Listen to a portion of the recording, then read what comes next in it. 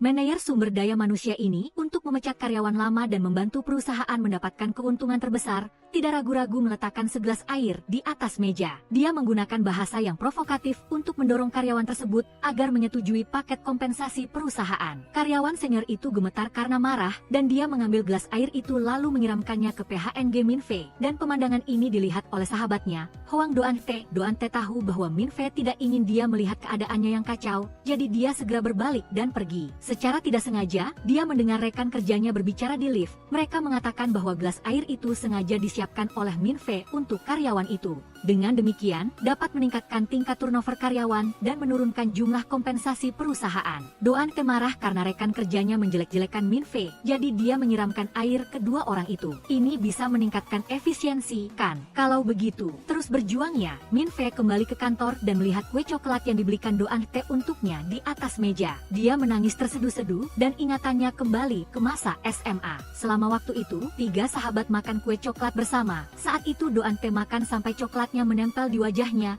membuat kedua sahabatnya tertawa terbahak-bahak. Doan Tae tidak hanya memiliki dua sahabat seperti saudara, tetapi juga memiliki tiga sahabat laki-laki sejak kecil. 6 orang tumbuh bersama sejak kecil, diantaranya ada TNGDC yang menyukai tarian. Kwon Siu sangat menyukai olahraga. Sedangkan si jenius Trang Fin hanya suka memecahkan soal sepanjang hari. Min Fei cantik dan pintar, dan yang terakhir adalah siswa yang kurang pandai, Deep V. Doan Tae mengira keenam orang ini akan selalu bersama, selalu berada di sisi satu sama lain. Namun, seiring berjalannya waktu, setelah dewasa mereka semua berpisah, masing-masing menempuh jalan hidupnya sendiri. Doan Tae menjadi reporter sibuk di kantor redaksi, menjalani kehidupan yang biasa dan hambar. Hingga suatu hari, Doan Tae menemukan undangan pernikahan Kwon Siu. Dia sengaja mengundang teman-teman kembali ke kampung halaman untuk reuni. Doan Tae melihat foto 6 orang yang diambil bersama di atas meja, perasaannya sangat campur aduk. Sebelum pulang kerja, dia mengirim email menceritakan hal ini kepada sahabatnya, Deep V. Kemudian dia naik taksi pulang. Doan Tae kelelahan dan tertidur.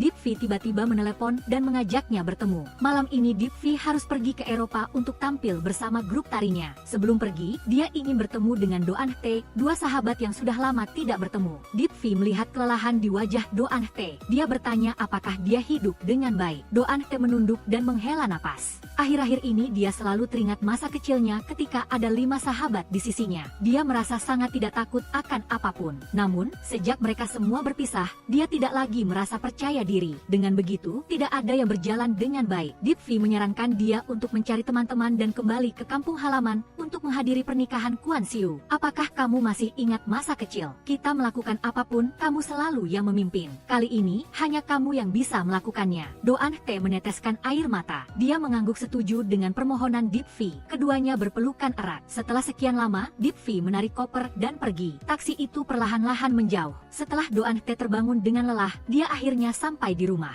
Hal pertama yang dia lakukan adalah menghubungi Min Fei. Begitu dia membuka mulut, teleponnya langsung dimatikan oleh lawan bicaranya. Setelah itu, dia menelepon TNGDC yang berada di Inggris. Pesannya juga tetap tidak terbalas seperti sebelumnya. Lawan bicaranya sudah 12 tahun tidak membalas pesan. Keesokan harinya, Doan Tae memutuskan untuk pergi ke kantor Min Fei untuk mencarinya. Dia ingin datang langsung untuk mengundang lawannya menghadiri pernikahan. Namun secara kebetulan, dia melihat adegan Min Fei disiram air. Doan Tae hanya bisa pergi dan bersiap untuk datang lagi besok. Dalam perjalanan pulang naik taksi, Doan Tae menoleh dan menemukan bahwa pemuda yang mengendarai sepeda motor di pinggir jalan terlihat sangat akrab. Keduanya saling bertatapan. Pemuda itu pergi dengan cepat. Doan Tae buru-buru meminta sopir untuk mengejarnya, melewati dan menghadang sepeda motor pemuda itu. TNGDC, ini kamu ya? Sudah lama tidak bertemu, Hoang Doan Tae. Saat TNGDC melepas helmnya, kedua mata Doan Tae memerah. Kenangan lama seperti gelombang pasang membanjiri kepalanya. Saat SMA, Doan Tae dan teman-temannya janjian untuk menonton film. Dia ingin menonton film romantis, tapi teman-teman laki-laki lebih suka menonton film horor. Jadi, ketiga orang itu memakai helm agar Doan Tae bisa menebak siapa mereka. Jika tebakannya benar, mereka akan memenuhi permintaannya. Doan Tae langsung mengenali TNGDC. Lehermu panjang seperti jerapah.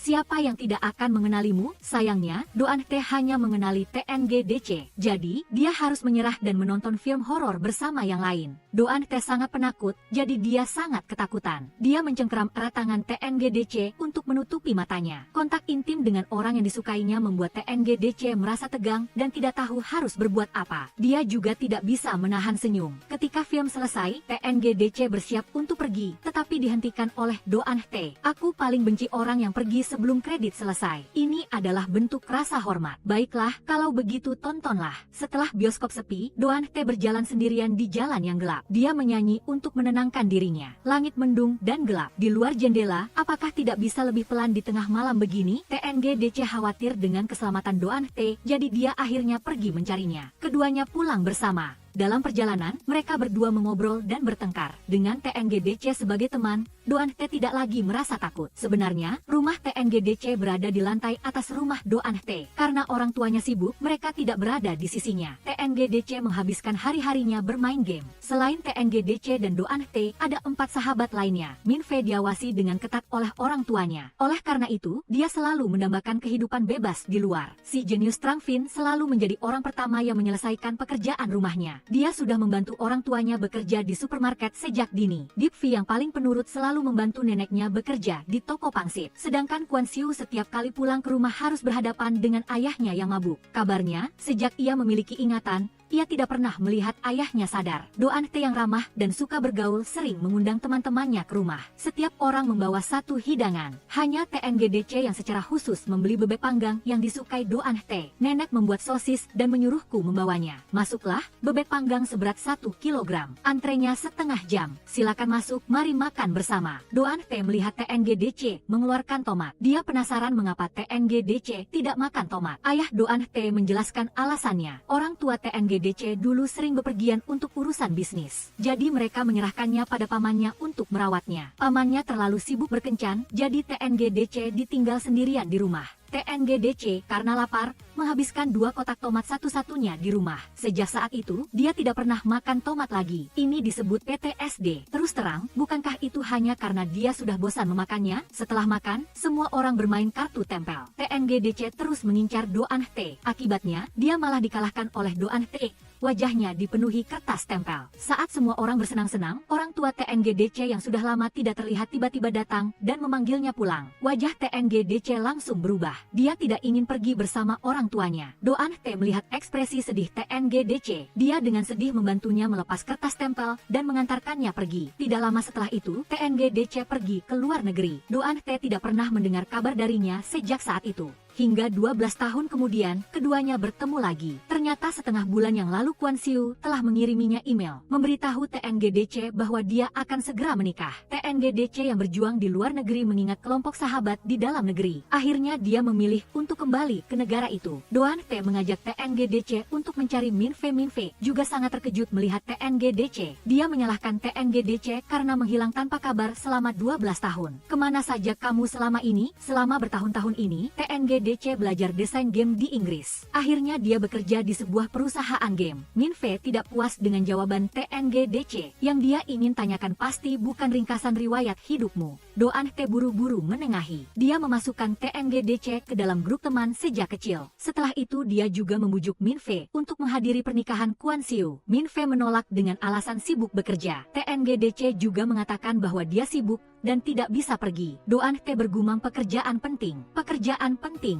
Doan Tae bukan orang yang mudah menyerah. Dia bersiap mencari solusi. Keesokan harinya dia mengundang 3 orang teman di Giangchao untuk berkumpul di rumah. Dengan dalih mencuci kaki TNGDC, dia secara pribadi membungkus sepanci besar pangsit untuk teman-temannya. Semua orang memuji dia karena telah mewarisi keahlian nenek Deep V. Rasanya persis sama. Ketika berbicara tentang nenek Deep V, ingatan semua orang kembali ke masa SMA. Saat itu, TNGDC pergi membeli makanan bersama Doan Tae dan ibunya. Doan Tae baru saja akan membeli tomat ketika TNGDC menghentikannya. Biasanya dia paling benci tomat. Doan Tae langsung merasa senang mendengarnya. Agar TNGDC mau makan makanan yang paling dia benci, dia membuat taruhan dengannya. Jika di acara olahraga kali ini, mereka berdua bisa mendapatkan juara pertama di kategori masing-masing, maka pihak yang kalah harus menuruti pihak yang menang. Mereka berdua berjanji satu sama lain. Doan Tae dengan sangat percaya diri mengikuti kategori lompat jauh. Tapi kepercayaan dirinya hanya bisa membuatnya melompat sejauh 1 meter. Dia dengan berani ini menyatakan bahwa juara pertama dari bawah juga adalah juara pertama.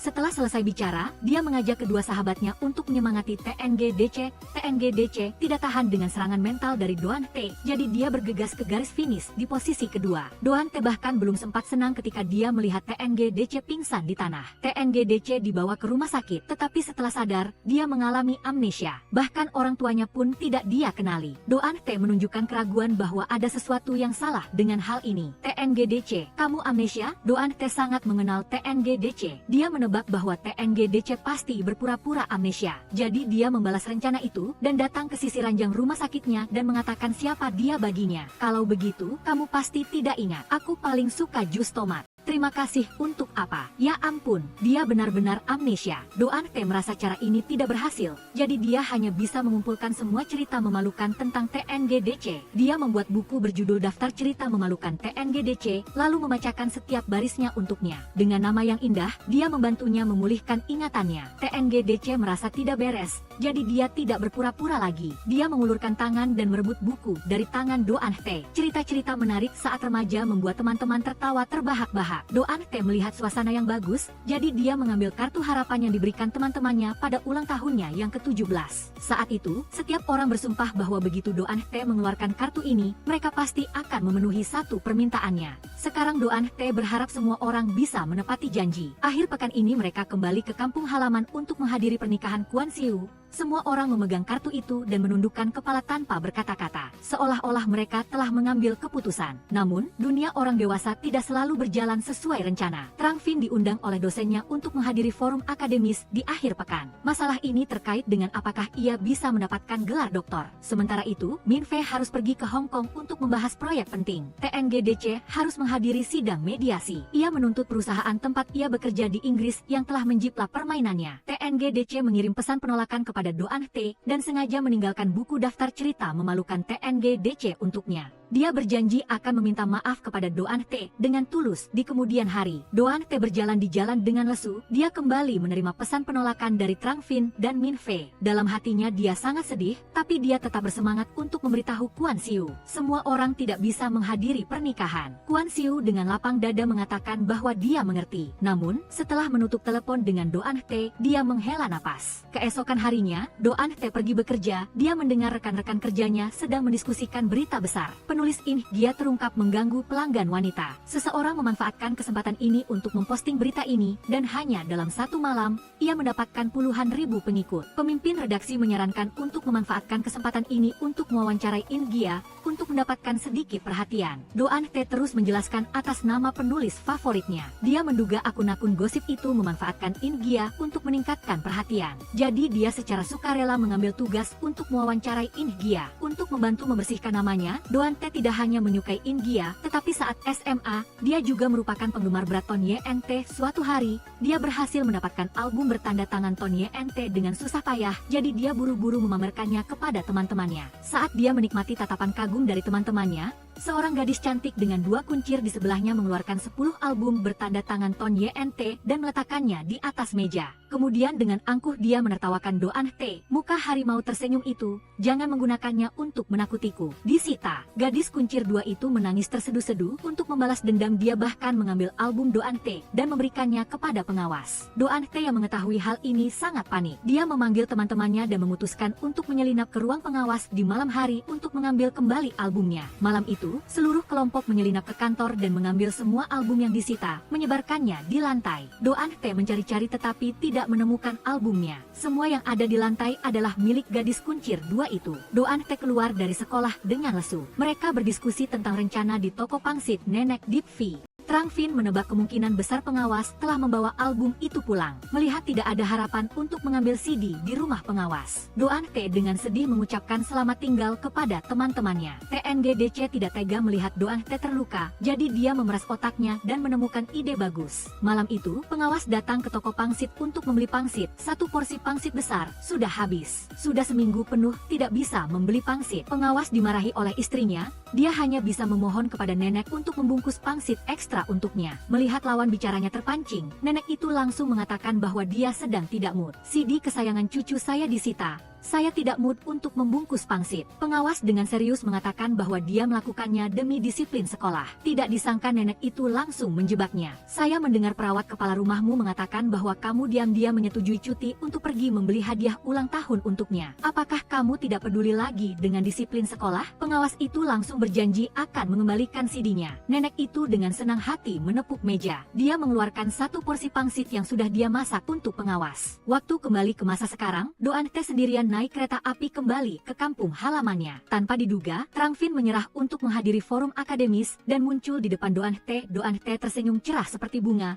Dia terharu sampai meneteskan air mata. Kartu harapan ini rusak, ya? Pada ulang tahun Doan Teh yang ke-18. Teman-teman secara diam-diam menyiapkan kejutan untuknya. Setiap teman memberikan hadiah ulang tahun yang dipilih dengan cermat. Giliran TNGDC, dia tiba-tiba mengeluarkan sebuah kotak hadiah besar dan memberikannya kepada Doan Teh. Ini bukan bola dunia biasa. Apa yang membuatnya istimewa? Doan Teh dengan kecewa memotong hadiah bola dunia itu. Deep V melihatnya dan menariknya ke dalam kamar, membantunya memakai gaun yang dia pilih dengan cermat. TNGDC terpaku di tempat melihat Doan Teh berubah menjadi wanita dewasa. Setelah sekian lama, dia baru tersadar. Saat itu TNGDC belum tahu, gaun ini di masa depan akan menyebabkan banyak kesalahpahaman di antara mereka selama bertahun-tahun. Sejak TNGDC kembali ke kampung halaman untuk menghadiri pernikahan Kuan Siu. Sejak TNGDC kembali ke kampung halaman untuk menghadiri pernikahan Kuan Siu, ibunya mulai memperhatikan masalah pernikahan putrinya. Ibu Doan Teh memohon kepada para tetangga di sekitarnya untuk mengenalkannya pada seorang pria. Bibi di sebelahnya dengan antusias mengatakan bahwa lebih baik mencoba Trang Vin. Pada tahun Olimpiade, saya pernah melihat Doan Teh mengenakan gaun yang sangat cantik untuk berkencan dengan Trang Vin. Kata-kata tetangga itu membuat ibu Doan Teh mulai berpikir. Dia mencari putrinya untuk bertanya, apakah kamu pergi dari Beijing ke Guangzhou karena Trang Vin?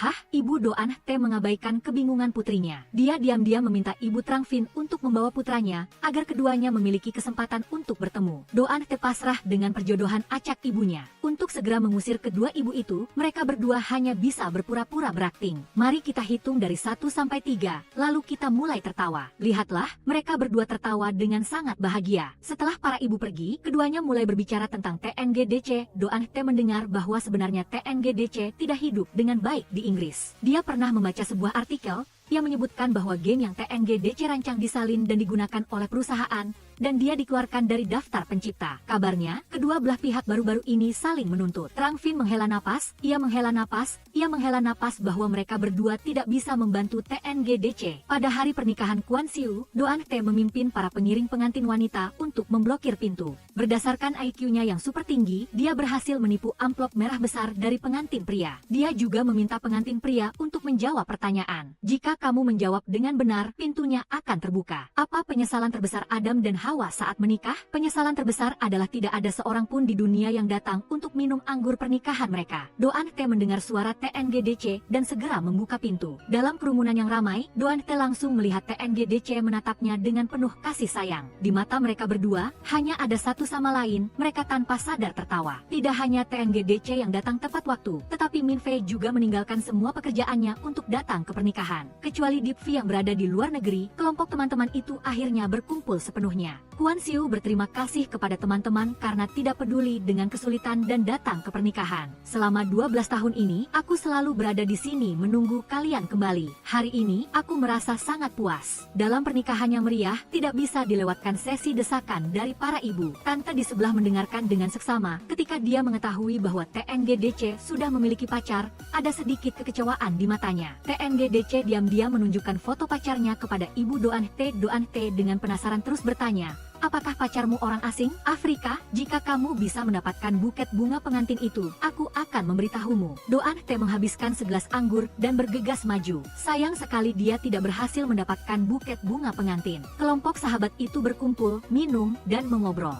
Doan Teh menyarankan semua orang untuk bermain jujur atau berani agar lebih seru. Saat giliran Doan Teh, dia bertanya kepada TNGDC mengapa dia tidak membalas pesannya selama 12 tahun. TNGDC menghindari tatapannya. Dia hanya mengatakan bahwa dia tidak memiliki prestasi apapun di Inggris, jadi dia tidak memiliki muka untuk bertemu semua orang. Doan Tae tidak bertanya lagi. Dia teringat malam ulang tahunnya yang ke-18, TNGDC juga tidak mau mengungkapkan perasaannya kepadanya. 12 tahun yang lalu, TNGDC diam-diam mengambil botol arak berharga yang disimpan ayahnya untuk diminum bersama, untuk merayakan Doan Tae yang akhirnya menjadi dewasa. Ketika dia tahu bahwa arak beras yang kuat akan membuat orang tidak ingat apa-apa keesokan harinya, Doan Tae menyarankan semua orang untuk bermain jujur atau berani. Setiap orang menyebutkan orang yang mereka sukai. Kelompok teman itu dengan santai menghabiskan gelas mereka, lalu mulai mengambil undian. Setiap orang menyebutkan orang yang mereka sukai secara berurutan. Kwon Siu dengan berani mengatakan bahwa dia menyukai Deep V. Trang Fin menyukai Min Fei, tetapi Min Fei menyukai TNGDC. Mendengar pengakuan Min Fei, Trang Fin dengan sedih meminum segelas anggur. Giliran TNGDC, Doan Tae sangat gugup ingin mendengar jawabannya. Namun, TNGDC terdiam lama. Dia hanya mengatakan bahwa orang yang dia sukai adalah rahasia. Doan Tae tidak mendapatkan jawaban yang dia inginkan. Dia hanya bisa mengatakan bahwa dia menyukai penulis Ingia. Kembali ke masa kini, Doan Tae yang sedikit mabuk berkata kepada TNGDC bahwa dia menyesal. Menyesal telah membiarkannya pergi di masa lalu. Dulu dia mengira TNGDC hanya akan pergi belajar di luar negeri selama beberapa tahun lalu kembali. Tidak disangka dia menghilang tanpa kabar selama 12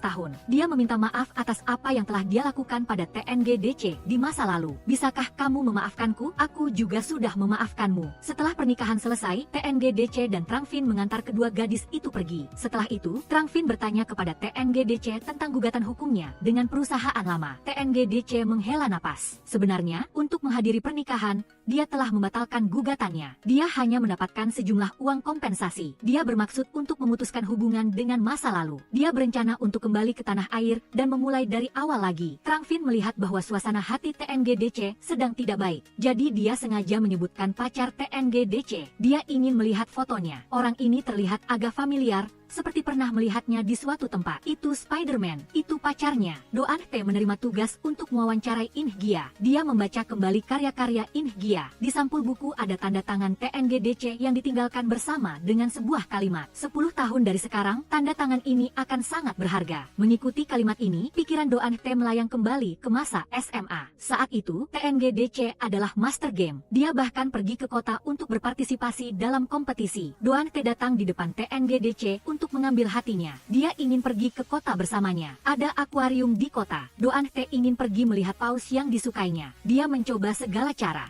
Dia bahkan secara sukarela berjanji, aku akan mengerjakan semua pekerjaan rumah TNGDC sampai lulus. Aku akan membuatkan teh, menuangkan air, mencuci pakaian, dan memasak semuanya. Hati TNGDC goyah. Dia setuju dengannya. Akhirnya Doan Tae berhasil masuk ke akuarium seperti yang dia impikan. Selain itu, Doan Tae juga memiliki agenda pribadi. Penulis India yang dia sukai sedang mengadakan acara tanda tangan di toko buku. Doan Tae tidak ingin melewatkannya. Setelah bermain seharian, Doan Tae kembali ke hotel tempat TNGDC menginap. Dia tidak membawa kartu identitas, jadi dia tidak bisa menyewa kamar lain. Dia hanya bisa menginap di kamar yang sama dengan TNGDC. Dia bertahan semalaman. Doan Tae berbaring di sofa membaca buku Ingia. Dia yakin bahwa 10 tahun dari sekarang Ingia akan menjadi penulis besar. Pada saat itu, tanda tangannya pasti akan sangat berharga. Keduanya berbaring sambil mengobrol. Ketika berbicara tentang paus yang disukainya, mata Doan Tae bersinar. TNGDC berbaring miring. Dia menatap Doan Tae yang sedang menggambarkan dengan sangat hidup. Dia tidak bisa menahan senyum. Keesokan harinya Doan Tae datang ke acara tanda tangan. Tanpa diduga, Ingia mengalami kecelakaan mobil. Acara tanda tangan dibatalkan secara mendadak. Semua penggemar mengeluh. Setiap kali ada acara tanda tangan, Ingia selalu membatalkannya. Dengan alasan Ingia mengalami kecelakaan mobil, tidak bisa bertemu dengan idolanya, Doan Tae merasa sangat kecewa. Setelah selesai bertanding, TNGDC datang di depan Doan Tae. Dia mengeluarkan pemutar musik yang dibelinya untuk Doan Tae. Doan Tae sangat terkejut. Dia tidak menyangka TNGDC akan mengingat satu kalimat yang diucapkannya begitu saja, dan bahkan membelikannya pemutar musik yang dia sukai. Mengambil buah yang diberikan TNGDC, hati Doan Tae berbunga-bunga. Dalam perjalanan pulang, TNGDC sengaja mengatakan bahwa Ingia tidak bisa dipercaya. Doan Tae bisa melihat bahwa TNGDC iri pada Ingia. TNGDC mencibir. Dia dengan yakin mengatakan bahwa dia akan lebih terkenal daripada Ingia, dan mimpinya adalah menjadi desainer game. Dia akan mendesain game terbaik di dunia. Mendengar orang malas seperti TNGDC memiliki mimpi, Doan Tae merasa sangat senang. Tak lama kemudian, Huang Yingzi tertidur. Jiang Yi mengambil buku Dingye yang diletakkan di sampingnya. Dia meninggalkan tanda tangan dan sebuah kalimat di sampulnya. Mengingat impian Jiang Yi untuk menjadi perancang game,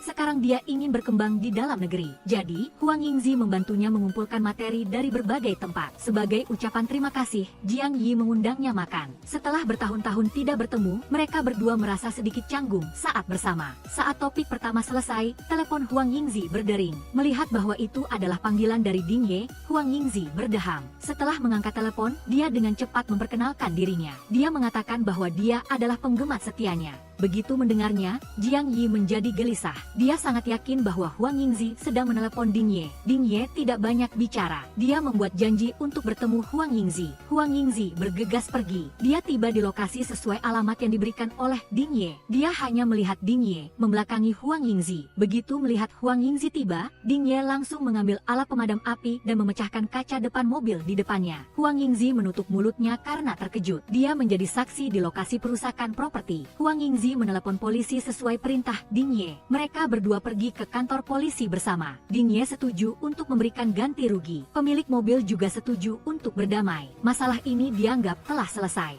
Huang Yingzi menunggu di depan kantor polisi. Akhirnya dia bisa berbicara beberapa kalimat dengan penulis favoritnya. Sikap Ding Ye dingin. Dia menolak permintaan wawancara dari Huang Yingzi. Huang Yingzi tidak menyerah. Dia mengikutinya dari belakang. Ketika mereka berdua masuk ke gang kecil, mereka dihadang oleh 3 paman. Mereka adalah saudara dari orang yang mobilnya dipecahkan. Mereka ingin memukul Ding Ye untuk melampiaskan amarah mereka. Ternyata, pemilik mobil memotret wanita secara diam-diam tetapi tidak mau menghapusnya. Ding Ye maju untuk membantu dan merusak mobilnya. Melihat tidak bisa melawan, 36 taktik kabur adalah yang terbaik. Ding Ye lari dan Huang Yingzi segera mengejarnya. Mereka berdua berhasil kabur dari paman-paman itu. Huang Yingzi sedang terengah-engah ketika Jiang Yi muncul di ujung gang. Tadi, Huang Yingzi di kantor polisi menerima telepon dari Jiang Yi. Saat itulah Jiang Yi baru tahu bahwa Huang Yingzi ada di kantor polisi. Begitu bertemu, Jiang Yi tanpa ragu memanggil Ding Ye sebagai penulis yang sudah ketinggalan zaman. Dia bahkan mengatakan bahwa Ding Ye hanya mengandalkan dirinya sendiri untuk membuat masalah. Orang yang menulis orang yang bermimpi tentang ikan adalah orang yang bermimpi tentang ikan. Saya sudah membaca 5 novel yang Anda tulis. Saya hanya menulis 3.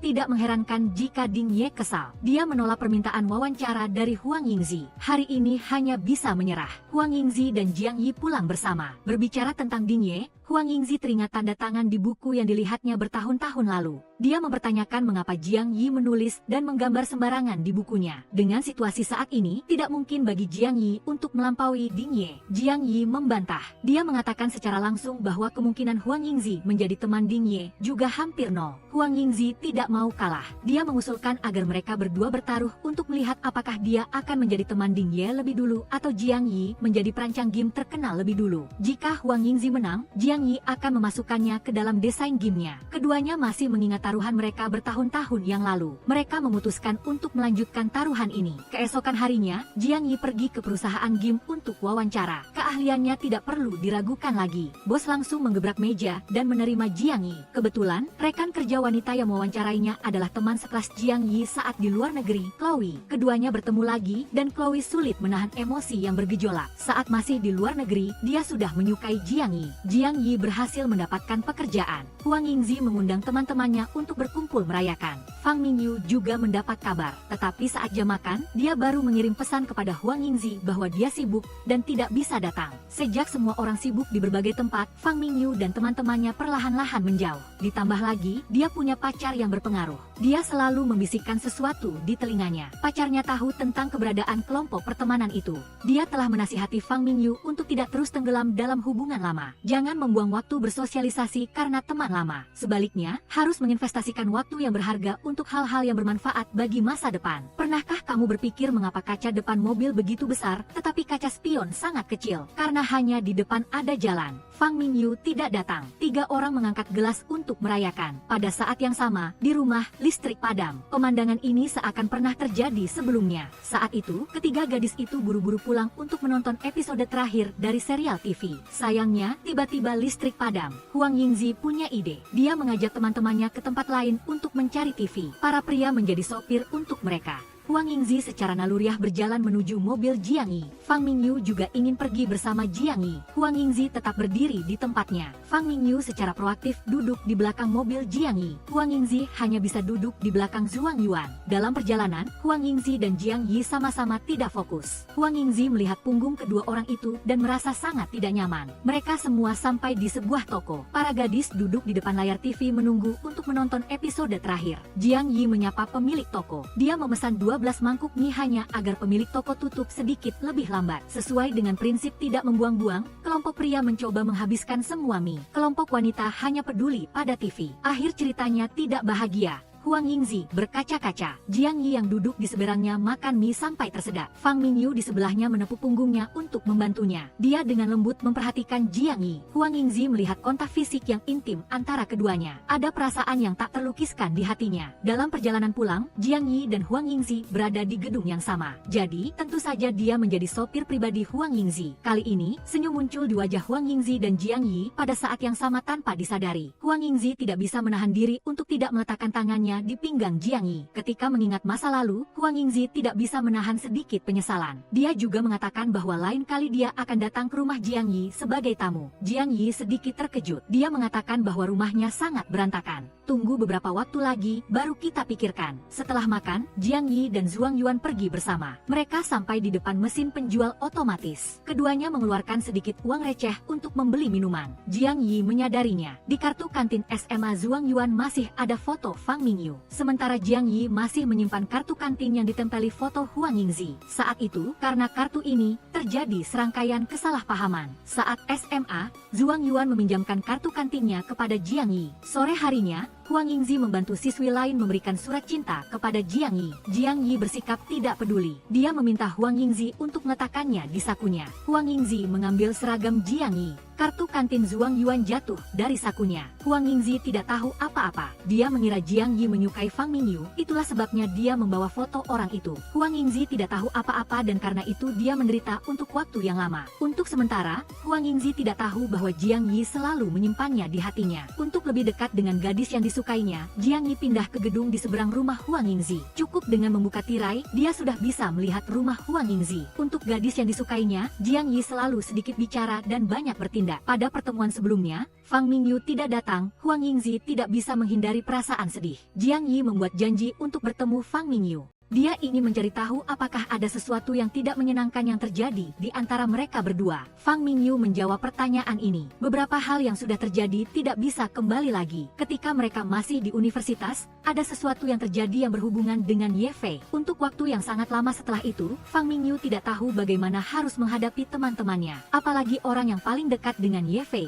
seperti Huang Yingzi. Saat liburan, sekelompok teman pulang ke kampung halaman, Huang Yingzi dan Zhuang Yuan pergi ke pasar untuk berbelanja. Dia melihat Fang Mingyu dan pacarnya, Xiao Nan, sedang bermesraan. Huang Yingzi datang untuk menyapa. Dia ingat pernah melihat Xiao Nan dan gadis lain yang intip di toko buku. Kemudian, pacar Xiao Nan datang, Huang Yingzi menarik Fang Mingyu ke samping untuk memberitahunya bahwa Xiao Nan adalah tipe pria yang suka bermain hati dan tidak pantas untuk didekati. Huang Yingzi berbicara dengan nada emosi, dia hanya takut Fang Mingyu akan tertipu. Fang Mingyu tidak ingin Huang Yingzi mencampuri urusan pribadinya lagi. Dia ingin mengucapkan selamat tinggal pada masa lalu, menghadapi badai kehidupan secara mandiri. Setiap orang memiliki kehidupan baru mereka sendiri. Setiap orang bergerak maju. Hanya kamu yang masih hidup di masa lalu, beberapa hal yang sudah terjadi tidak bisa kembali lagi. Sahabat dulu semakin jauh, Huang Yingzi menangis sambil berjalan pulang. Hati Fang Mingyu juga tidak nyaman. Xiao Nan lari dan memohon Fang Mingyu untuk tidak mendengarkan omong kosong Huang Yingzi. Fang Mingyu menyela perkataannya, dia tidak mengizinkan dia seenaknya menilai temannya. Setelah itu, dia mengusulkan untuk putus dengan Xiao Nan. Sejak pertemuan itu, Fang Mingyu tidak lagi menghubungi Huang Yingzi. Hubungan antara Fang Mingyu dan Huang Yingzi tidak lagi seperti dulu, juga hampir tidak lagi berhubungan dengan teman-teman lainnya. Dengan situasi seperti itu, Zhuang Yuan masih diam-diam menyukai Fang Mingyu. Dimulai dari SMA,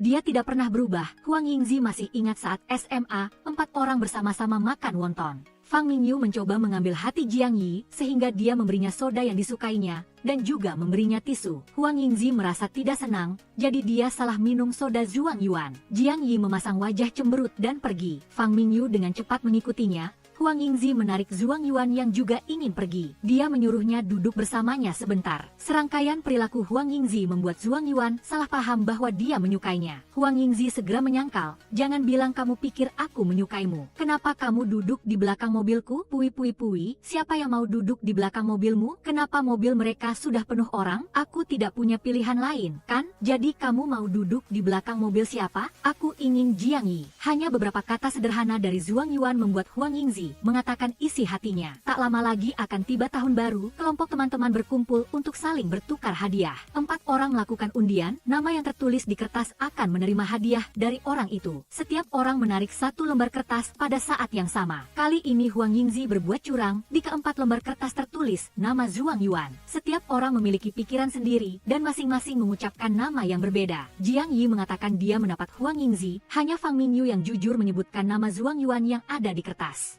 Hadiah yang diberikan Huang Yingzi kepada Jiang Yi adalah kartu harapan, sementara Zhuang Yuan mengeluarkan gelang yang telah dia siapkan. Fang Mingyu memperhatikan tanggal yang terukir di gelang itu. Tanggal 22 Januari 2012, tahun itu Zhuang Yuan seharusnya belajar di Universitas Qingbei. Untuk lebih dekat dengan Fang Mingyu, dia menolak tawaran sekolah dan mengikuti ujian pascasarjana di Jiangzhou. Hal pertama yang dia lakukan adalah mencari Fang Mingyu. Tetapi sayangnya Fang Mingyu sudah memiliki pacar, Xiao Nan. Setelah berbicara beberapa kalimat dengan Fang Mingyu, Zhuang Yuan berbalik dan pergi. Gelang itu juga tidak bisa diberikan. Zhuang Yuan belum pergi terlalu jauh, Fang Mingyu sudah menyusulnya. Dia merasa Zhuang Yuan memiliki sesuatu untuk dikatakan padanya. Zhuang Yuan menyembunyikan hadiah itu di belakang punggungnya. Kata-kata pengakuan sudah di ujung lidah, tetapi Zhuang Yuan menelannya kembali. Dia mencari alasan yang dangkal untuk mengabaikan masalah itu. Hari ini Zhuang Yuan akhirnya bisa memberikannya. Dia juga mengucapkan pengakuan yang telah dia simpan di dalam hatinya sejak lama. Dia pernah menyukai Fang Mingyu. Ketika mengucapkan kata-kata itu, Zhuang Yuan berharap dia bisa mengucapkan selamat tinggal pada masa lalu dan melangkah maju. Fang Mingyu sudah lama melihat trik Huang Yingzi. Dia berterima kasih atas pengaturan Huang Yingzi. Ini adalah hadiah terbaik yang pernah dia terima, juga merupakan tahun baru yang paling menyenangkan baginya. Selanjutnya, Fang Mingyu memberikan hadiahnya kepada Huang Yingzi. Ini adalah bola kristal yang dia terima dari Jiang Yi saat bermain tukar kado di masa lalu. Di dalam bola itu ada ikan paus yang disukai Huang Yingzi. Ini awalnya adalah hadiah yang ingin diberikan Jiang Yi kepada Huang Yingzi. Tanpa disangka, Fang Mingyu mendapatkannya. Hadiah itu berpindah tangan ke Fang Mingyu. Hari ini, dia mengembalikannya kepada pemiliknya. Malam itu Fang Mingyu kembali ke rumah. Pacarnya yang tinggal serumah melihat gelang itu. Dia menertawakan orang yang memberikan hadiah itu, mengatakan dia tidak punya selera, memberikan gelang yang begitu jelek. Pacarnya menebak bahwa ini adalah hadiah yang diberikan oleh sahabat yang menyukai Fang Mingyu. Pacarnya tidak cemburu, dia melempar gelang itu ke samping. Dia yakin Fang Mingyu tidak akan memakai gelang murahan seperti itu. Sementara barang murahan di mata pacarnya, justru adalah hadiah yang Zhuang Yuan beli dengan uang beasiswa di masa lalu. Memilihnya dengan cermat untuk Fang Mingyu. Mendengar kata-kata pacarnya, Fang Mingyu sedikit tidak senang. Dia teringat kembali pada sosok Zhuang Yuan di sampingnya. Fang Mingyu dengan tegas memakai gelang itu. Di sisi lain, Huang Yingzi dan Jiang Yi berjalan-jalan di luar. Mereka berdua duduk di taman dan mengobrol. Huang Yingzi mengatakan bahwa saat SMA dia juga pernah menerima balasan dari Ding Ye. Saat itu, Huang Yingzi dikritik oleh guru karena prestasinya yang buruk. Dia merasa sangat sedih di hatinya. Kali ini dia benar-benar sudah berusaha belajar tetapi hasilnya masih tidak terlalu bagus. Huang Yingzi terpukul berat. Dia berpikir untuk menulis surat kepada idola Ding Ye, berharap bisa mendapatkan dukungan darinya. Untungnya dia menerima balasan dari idolanya. Karena hal ini Huang Yingzi sangat senang untuk waktu yang lama. Tapi dia tidak tahu, untuk membuatnya senang Jiang Yi sengaja meniru tulisan tangan Ding Ye. Dia menghabiskan banyak waktu untuk menyelesaikan surat itu, hanya untuk mendapatkan senyum dari Huang Yingzi. Melihat senyumnya, hati Jiang Yi sudah merasa puas. Biasanya Jiang Yi selalu berputar-putar di sekitar Huang Yingzi. Dia suka mencoret-coret dan sama sekali tidak fokus pada pelajaran. Meskipun ujian akan segera tiba, dia tidak peduli sama sekali. Guru memanggil Jiang Yi untuk berdiri dan membaca Xiang Yaoji. Pikiran Jiang Yi kosong. Teman sebangkunya Guan Chao berbisik-bisik membantunya. Ukuran anak itu, anaknya sangat besar. Orang yang tidak suka belajar seperti itu juga ada Huang Yingzi. Huang Yingzi di kelas berbicara dengan Fang Mingyu dan ketahuan oleh guru karena dia tidak ingin Huang Yingzi memengaruhi pelajaran Fang Mingyu. Guru meminta Huang Yingzi untuk bertukar tempat dengan teman sekelas lainnya. Begitu Huang Yingzi bertukar tempat, Jiang Yi menggunakan item game langka untuk bertukar tempat duduk dengan orang lain, menjadi teman sebangku Ye Fei. Teman-teman sekelas yang suka bergosip menambah-nambahi cerita. Mereka mengira Jiang Yi menyukai Ye Fei sehingga dia secara proaktif duduk di samping Ye Fei. Huang Yingzi mendengar rumor dan berlari ke kelas Jiang Yi, melihatnya dan Ye Fei duduk sebangku. Mengingat saat Fang Mingyu pernah mengatakan orang yang disukai Jiang Yi bukan dia, Huang Yingzi menebak bahwa orang yang disukai Jiang Yi adalah Ye Fei. Hati Huang Yingzi tidak senang, dia sedih sepanjang hari. Ye Fei tidak tahu apa-apa jadi dia hanya tertegun. Masih Fang Mingyu yang memberitahunya alasannya. Ye Fei tertawa terbahak-bahak. Dia menyadari bahwa Huang Yingzi salah paham. Dia berjalan ke samping Huang Yingzi dan menariknya ke samping tempat duduknya. Kamu putar kepala ke kanan, lalu putar ke kiri. Apa yang kamu lihat? Suasana hati Huang Yingzi seperti naik roller coaster. Dari yang lesu dan sedih berubah menjadi lincah dan ceria. Dia melompat-lompat kembali ke tempat duduknya. Cukup dengan menoleh, dia bisa melihat Jiang Yi di kelas seberang melalui jendela. Ini juga alasan mengapa Jiang Yi bertukar tempat duduk. Cukup dengan menoleh, dia bisa melihat gadis yang disukainya. Waktu kembali ke masa kini. Chloe datang ke rumah Jiang Yi sebagai tamu. Kebetulan Huang Yingzi sedang melakukan panggilan video. Chloe secara proaktif menyapa Huang Yingzi. Dia memberitahunya bahwa dia sedang berada di rumah Jiang Yi. Setelah menutup telepon, Jiang Yi menjadi gelisah. Dia terus-menerus melihat waktu di ponselnya. Chloe melihat bahwa dia tidak disambut, jadi dia segera pamit. Jiang Yi tadi mendengar bahwa Huang Yingzi sepertinya sedang pilek. Jadi dia sengaja membuat teh peredap pilek lalu membawanya langsung ke rumah orang itu. Huang Yingzi merasa khasiat teh Jiang Yi cukup bagus. Jadi dia meminta resepnya. Melihat Huang Yingzi tertarik pada teh itu, Jiang Yi tidak banyak bicara dan langsung memberikannya. Dia menggunakan kecepatan tercepat untuk sampai di depan pintu rumah Huang Yingzi.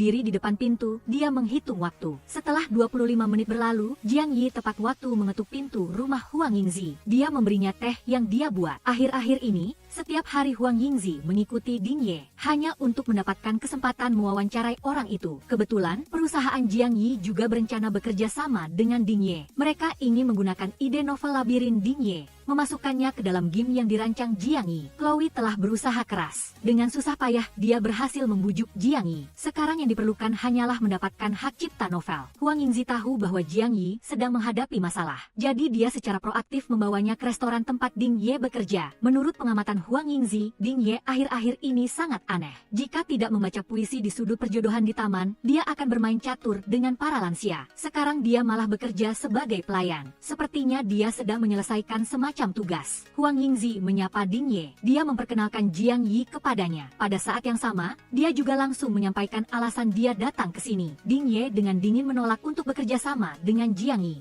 Dia hanya ingin menampilkan karyanya kepada publik sesuai dengan pemikirannya sendiri, bukan memasukkannya ke dalam dunia game. Itu sama sekali tidak cocok dengan gaya novel. Berbicara tentang memasukkan, Jiang Yi ingin mengatakan sesuatu. Dia membongkar rahasia Ding Ye yang berprofesi sebagai penulis. Bukankah dia juga memasukkan dirinya ke dalam peran pelayan? Ding Ye kesal. Untuk membuktikan dirinya adalah pelayan yang memenuhi syarat, dia secara proaktif mengaduk mie untuk pelanggan. Sayangnya, Ding Ye bukan pengaduk mie profesional. Dia tidak sengaja mengenai pelanggan. Huang Yingzi dengan tulus meminta maaf kepadanya. Dia sudah memikirkannya dengan matang. Jika Ding Ye bersedia membantu Jiang Yi, dia bisa membatalkan wawancaranya. Mendengar itu, Ding Ye setuju untuk menjual novelnya kepada perusahaan Jiang Yi. Untuk masalah uang, pihak pembeli bisa memutuskannya sendiri. Merasa tidak enak karena Ding Ye dipecat dari restoran, Huang Yingzi tidak bisa menahan rasa bersalahnya. Dia datang ke restoran untuk menanyakan alasan Ding Ye bekerja di sana. Koki juga merasa aneh. Ding Ye sama sekali tidak punya bakat kuliner. Mengapa dia bersikeras ingin belajar membuat hidangan ikan kukus pedas? Setelah berbicara dengan Koki, Huang Yingzi kembali memohon kepada manajer. Dia berharap dia bisa menerima Ding Ye lagi. Huang Yingzi adalah seorang reporter. Dia pernah menulis artikel khusus tentang kuliner Jiangzhou. Terutama dia pernah menyebutkan restorannya menjual ikan kukus pedas ini. Manajer mengetahui identitas Huang Yingzi. Jadi dia langsung menyetujui permintaan Huang Yingzi. Huang Yingzi mengirim pesan kepada Ding Ye. Dia memberitahu dia bahwa dia telah membujuk manajer. Pihak lain setuju untuk membiarkan Ding Ye kembali bekerja di restoran. Melihat pesan dari Huang Yingzi, hati Ding Ye juga tergerak. Setelah membantu Jiang Yi bernegosiasi tentang kerjasama dan membantu Ding Ye mendapatkan kembali pekerjaannya di restoran, Huang Yingzi melanjutkan pekerjaannya. Dia sedang berurusan dengan proyek biro jodoh. Setelah bertemu dengan Mak Comblang, pihak lain berdasarkan kondisi Huang Yingzi. Hampir 30 tahun, penghasilan setahun tidak sampai 20.000 yuan. Tidak punya mobil, tidak punya rumah, tidak punya kartu identitas lokal. Satu-satunya nilai plus adalah tidak ada catatan kriminal. Untuk memilihkan pasangan kencan buta untuknya. Melalui Mak Comblang, mereka berdua membuat janji untuk pergi menonton film bersama. Sudah hampir jam tayang film, tetapi Huang Yingzi masih belum bertemu dengan pria yang dijodohkan. Tetapi ketika dia melihat Ding Ye berjalan melewatinya, Huang Yingzi menebak bahwa dia telah ditipu oleh Mak Comblang itu. Ding Ye menawarkan Huang Yingzi untuk ikut menonton film bersamanya. Film selesai, angin malam sedikit dingin, Ding Ye melemparkan jaketnya kepada Huang Yingzi. Kemudian dia berbalik dan pergi. Belum pergi terlalu jauh, Mak Comblang menelepon. Ternyata Ding Ye adalah pasangan kencan buta Huang Yingzi. Dia menggunakan nama lain untuk berpartisipasi dalam perjodohan. Sesampainya di rumah, saat Huang Yingzi merapikan jaket Ding Ye, sebuah buku catatan jatuh dari dalam. Di dalam buku catatan itu ada selembar kertas yang berisi daftar keinginan. Ding Ye mencentang hal-hal yang sudah selesai. Keesokan harinya, Ding Ye datang ke perusahaan Jiang Yi untuk berdiskusi. Huang Yingzi adalah mediator, jadi dia juga menghadiri pertemuan. Setelah beberapa waktu saling mengenal, Ding Ye juga menjadi lebih akrab dengan Huang Yingzi. Dia ingin Huang Yingzi menjadi perwakilannya. Jika ada masalah di pihak Jiang Yi, mereka bisa berdiskusi dengan Huang Yingzi. Jiang Yi mengajukan pertanyaan. Dia ingin tahu apa tema utama yang ingin diungkapkan oleh buku labirin itu. Ding Ye meminta penggemar setianya, Huang Yingzi, untuk menjawab. Pemahaman Huang Yingzi sangat mendalam. Itu bahkan dipuji oleh Ding Ye. Jiang Yi iri dengan interaksi mereka. Pertama-tama, jangan bicara tentang apakah game itu dangkal atau tidak. Bisakah kamu tidak dangkal seperti itu? Jika ada masalah, bicarakan dengannya. Setelah mengungkapkan pikirannya, Ding Ye pergi dengan santai. Huang Yingzi mengikutinya keluar untuk mengembalikan jaket kepada Ding Ye. Huang Yingzi telah menerima peran perwakilan ini. Jadi dia berharap dia juga bisa berhasil menyelesaikan kerjasama. Melihat Huang Yingzi masuk ke dalam perannya, Ding Ye membawanya ke taman untuk naik roller coaster. Melihat wahana di depannya, Huang Yingzi berniat untuk kabur. Dia teringat saat SMA mereka dibagi menjadi beberapa kelompok untuk naik roller coaster. Huang Yingzi benar-benar tidak bisa mengatasi rasa takut di hatinya. Jadi dia menolak untuk naik roller coaster. Untuk naik roller coaster, harus ada 2 orang di satu baris. Ye Fei dan Guan Chao satu kelompok. Masih tersisa 3 orang. Melihat Zhuang Yuan terlihat sedikit canggung, Huang Yingzi secara proaktif mengusulkan untuk pergi bersamanya. Jiang Yi menarik Huang Yingzi kembali. Mataku terus-menerus melihat komputer. Retinaku hampir copot. Tidak bisa naik roller coaster. Huang Yingzi dan Jiang Yi pergi bersama. Mereka berdua memainkan wahana yang lebih ringan. Wajah Huang Yingzi tidak bisa menahan senyum. Jiang Yi berjanji, pada akhirnya kamu memilih wahana lain. Mendengar Jiang Yi mengatakan itu, Huang Yingzi dengan malu-malu berbaring di pagar pembatas. Wajahnya tidak bisa menyembunyikan senyum bahagia. Huang Yingzi kembali ke kenyataan. Menghadapi ajakan Ding Ye yang terus-menerus, Huang Yingzi tidak bisa menolak. Dia terpaksa naik roller coaster. Setelah selesai bermain, Huang Yingzi tidak menunjukkan reaksi apapun. Tetapi kaki Ding Ye gemetar. Dia tidak bisa berjalan normal. Jelas Ding Ye takut roller coaster tetapi tetap memaksa untuk bermain. Itu hanya karena dia tidak lagi peduli pada apapun sehingga dia ingin mengalami sensasi mendekati kematian. Berbeda dengannya,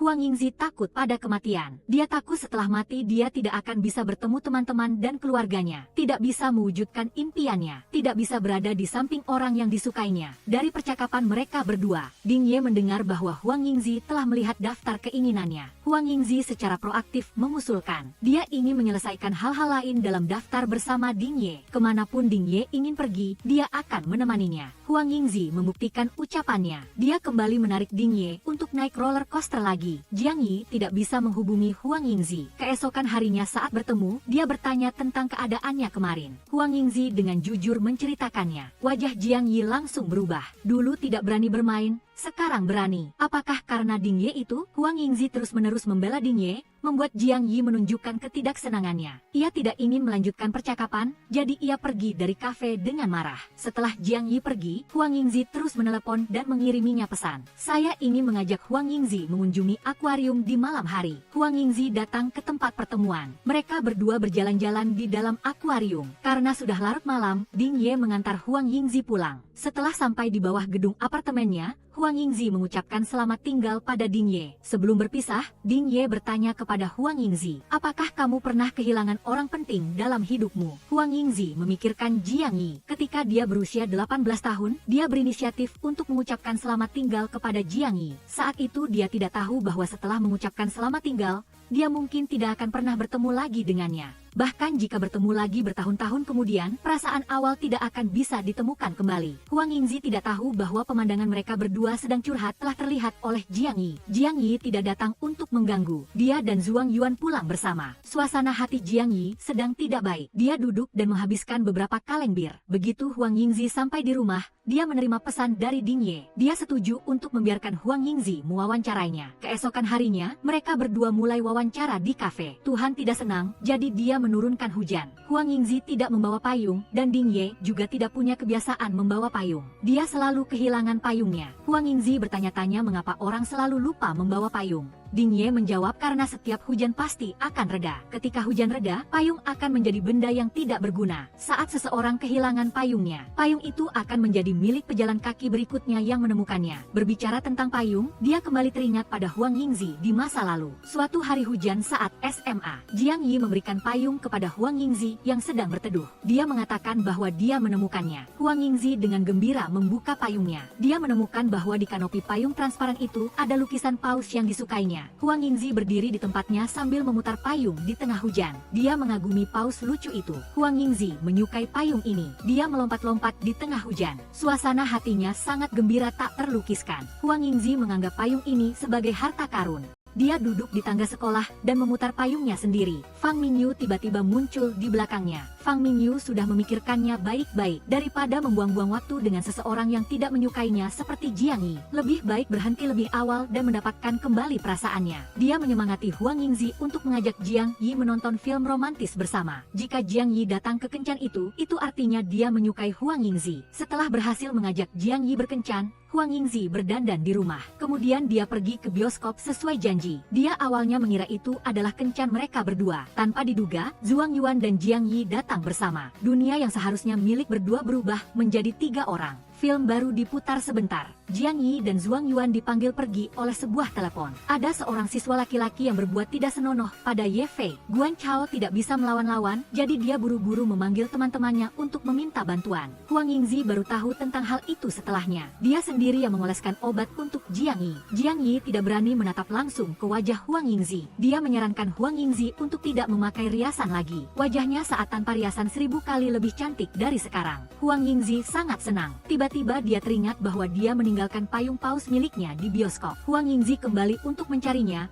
tetapi sayangnya payung itu sudah hilang. Huang Yingzi tidak berhenti menangis. Dia sangat menyesal. Huang Yingzi tidak tahu bahwa setiap kali hujan, Jiang Yi akan berjaga di luar bioskop, mengamati payung setiap orang yang lewat. Usahanya tidak sia-sia. Dia melihat 2 gadis keluar dari bioskop dengan payung paus. Jiang Yi datang dan menjelaskan bahwa ini adalah barangnya yang hilang. Dia sudah menunggu di sini sejak lama untuk menemukan kembali payung ini untuk temannya. Gadis itu menyadari bahwa teman yang dimaksud Jiang Yi adalah gadis yang disukainya. Dia terharu dengan ketulusannya, jadi dia mengembalikan payung itu kepada Jiang Yi. Setelah wawancara selesai, Huang Yingzi dan Jiang Yi pulang ke kampung halaman karena ada urusan. Mereka berdua minum dengan Guan Chao. Jiang Yi tidak kuat minum, jadi dia dengan cepat pingsan di pelukan Huang Yingzi. "Jangan goyangkan lagi. Kau terus menggoyangkan aku akan muntah. Aku tidak bergerak. Bagaimana kalau begini? Apakah lebih baik?" "Jauh lebih baik." Jiang Yi yang sedang mabuk tiba-tiba teringat saat mereka masih kecil. Saat mereka minum arak beras dan bermain jujur atau tantang, dia berbohong. Sebenarnya dia suka. Jantung Huang Yingzi tiba-tiba berdetak kencang. Dia buru-buru mengulurkan tangannya. "Sebenarnya aku ingin makan mie instan." Huang Yingzi sangat marah. Dia langsung membawa Jiang Yi pulang dan melemparkannya ke sofa. Huang Yingzi sedang membantunya melepas sepatu, tetapi Jiang Yi mati-matian menolak. Dia bukan tipe pria yang gampangan seperti itu. Melihat dia tidak bisa menghentikan Huang Yingzi, Jiang Yi langsung menarik bajunya sendiri. Dia mengklaim bahwa Huang Yingzi bersikap tidak sopan kepadanya.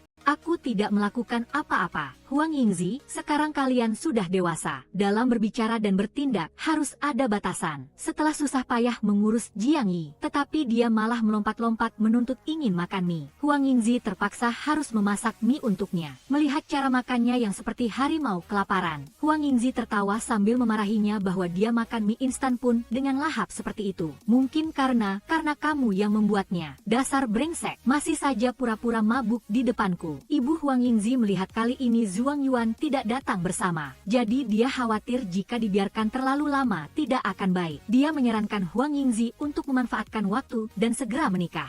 Hanya dengan bergandengan tangan, hubungan akan langsung berubah. Huang Yingzi merasa sangat tak berdaya. Dia buru-buru menjelaskan bahwa dia dan Zhuang Yuan tidak memiliki hubungan apa-apa. Perjodohan yang lalu hanya sandiwara saja. Ibunya sangat marah. Dia menoleh dan melihat Jiang Yi sedang duduk mendengarkan pembicaraan. Huang Yingzi baru mengetahui kebenarannya dari Zhuang Yuan. Jiang Yi tidak punya pacar sama sekali. Mendengar itu, ibu Huang Yingzi tidak banyak bicara dan langsung bertanya pada Jiang Yi, apakah dia tertarik pada putrinya. Huang Yingzi sedang menunggu jawaban Jiang Yi, tetapi tiba-tiba Chloe menelepon. Dia memarahi Jiang Yi karena telah mengubah pengaturan labirin tanpa izin. Dari seorang kakek tua menjadi seorang siswi SMA. Bosnya sangat marah. Dia ingin Jiang Yi memberikan penjelasan kepadanya. Keesokan harinya, Jiang Yi datang ke kantor untuk menghadapi pertanyaan dari bosnya. Dia tidak bisa menjelaskan mengapa karakter siswi SMA lebih cocok untuk permainan itu. Chloe membela Jiang Yi. Dia menduga karakter siswi SMA itu dimodelkan dari Huang Yingzi. Jadi, Chloe menelepon Huang Yingzi untuk meminta bantuannya membujuk Jiang Yi. Huang Yingzi datang ke kantor Jiang Yi. Tetapi ketika dia baru saja sampai di pintu kantor, dia melihat Chloe menyatakan cintanya dan mencium pipi Jiang Yi. Kedua mata Huang Yingzi memerah. Dia berbalik dan pergi. Jiang Yi buru-buru mengejar tetapi terlambat selangkah. Huang Yingzi kembali ke rumah dengan linglung. Dia marah dan memukul globe yang diberikan Jiang Yi kepadanya, sambil mengatakan bahwa dia adalah bajingan. Saat itu, Ding Ye menelepon. Huang Yingzi memanfaatkan kesempatan ini untuk mengajaknya pergi karaoke. Ding Ye melihat Huang Yingzi yang mabuk, menangis dan bernyanyi. Mulutnya terus-menerus memaki Jiang Yi. Ding Ye bertanya kepada Huang Yingzi mengapa dia tidak menyatakan cintanya lebih awal. Tapi Huang Yingzi khawatir bahwa orang yang disukai Jiang Yi bukanlah dirinya. Maka setelah menyatakan cinta, mereka berdua mungkin tidak bisa berteman lagi. Lehernya panjang sekali. Mengapa dia tidak bisa melihat hatiku? Lehernya memang panjang sekali. Apakah kamu melihat dia seperti angsa? Dia memang seperti angsa. Ding Ye dengan susah payah mengantar Huang Yingzi yang mabuk berat pulang. Huang Yingzi berterima kasih kepadanya karena telah menemaninya hari ini. Dia berjanji akan membantunya menyelesaikan keinginan terakhir di daftar. Mendengar itu, Ding Ye sangat tersentuh. Jiang Yi tidak dapat menghubungi Huang Yingzi. Dia telah meneleponnya berkali-kali. Akhirnya Huang Yingzi mengangkat telepon. Dia tidak sengaja jatuh dari sofa sehingga dia berteriak. Jiang Yi mengira sesuatu terjadi padanya, jadi dia buru-buru datang ke rumahnya untuk memeriksanya. Kedatangan Jiang Yi yang tiba-tiba membuat Huang Yingzi setengah sadar dari mabuknya. Dia tidak mengerti mengapa dia bisa datang secepat ini. Mata Jiang Yi menghindarinya. Dia hanya mengatakan bahwa dia kebetulan sedang berjalan-jalan di dekat sini. Huang Yingzi belum sempat bertanya, dia sudah buru-buru memeriksa luka-lukanya. Biar aku lihat apa yang terjadi. Dasar mesum, kamu mesum. Setelah sadar dari mabuknya, Huang Yingzi melihat rambut Jiang Yi yang digenggamnya seperti sarang ayam. Dia dengan malu-malu menundukkan kepalanya. Dia menyarankan Jiang Yi untuk tidak datang mencarinya lagi. Bagaimanapun, dia sudah punya Chloe. Mendengar kata-kata cemburu dari Huang Yingzi, Jiang Yi buru-buru menjelaskan bahwa mereka berdua hanya berteman. Selain itu, dia sudah menolak Chloe. Ekspresi Huang Yingzi langsung berubah dari gelap menjadi cerah. Dia mengubah topik pembicaraan dan bertanya padanya, mengapa dia mengubah karakter labirin menjadi siswi SMA yang lincah dan aktif. Jiang Yi tidak berani menatap mata Huang Yingzi. Dia mengatakan bahwa dia belum pernah memainkan gamenya, jadi dia tidak bisa menjelaskan kepadanya. Sebenarnya Huang Yingzi sudah lama memainkan game yang dirancang oleh Jiang Yi. Saat kecil, ketika dia jatuh dan terluka, dia hanya bisa beristirahat di rumah. Jiang Yi datang mengunjunginya setiap hari. Pada saat yang sama, dia merancang game yang sangat sulit dengan hanya 6 level. Selama dia melewati 1 level, dia akan mendapatkan hadiah. Dasar bodoh, aku tidak hanya memainkan game yang kamu rancang, tetapi aku juga melewati level dan mendapatkan hadiah. Setelah Jiang Yi kembali ke rumah, Zhuang Yuan buru-buru datang untuk menanyakan kabar Huang Yingzi. Ketika dia tahu bahwa dia hanya terluka ringan, dia merasa lega. Dia menyarankan Jiang Yi, besok akan hujan, dia bisa membawa payung paus untuk menyatakan cintanya kepada Huang Yingzi. Jiang Yi mengikuti saran Zhuang Yuan, dia mengajak Huang Yingzi makan malam besok malam. Huang Yingzi dengan senang hati setuju. Malam itu, Jiang Yi mengenakan setelan rapi dan datang ke restoran lebih awal untuk menunggu. Tapi Huang Yingzi yang baru saja pulang kerja dan bersiap untuk pergi ke tempat kencan dihalangi oleh Ding Ye. Dia menariknya ke dalam mobil tanpa berkata-kata untuk pergi memenuhi keinginan terakhirnya. Tanpa diduga, Ding Ye membawa Huang Yingzi ke sebuah gunung di pinggir kota. Huang Yingzi ingin memberitahu Jiang Yi, tetapi tidak ada sinyal di gunung. Dia hanya bisa pergi ke tempat yang agak jauh untuk mendapatkan sinyal. Hingga restoran tutup, Jiang Yi baru menerima telepon dari Huang Yingzi. Tapi karena sinyalnya buruk, dia hanya mendengar suara Huang Yingzi dan Ding Ye berbicara di gunung. Jiang Yi menghela napas, dia diam-diam meninggalkan restoran. Di tengah hujan, dia melihat paus di payung dan pergi dengan wajah sedih, melihat sinyalnya hilang lagi. Huang Yingzi hanya bisa pasrah duduk di samping Ding Ye. Ding Ye mengungkapkan keinginan terakhirnya,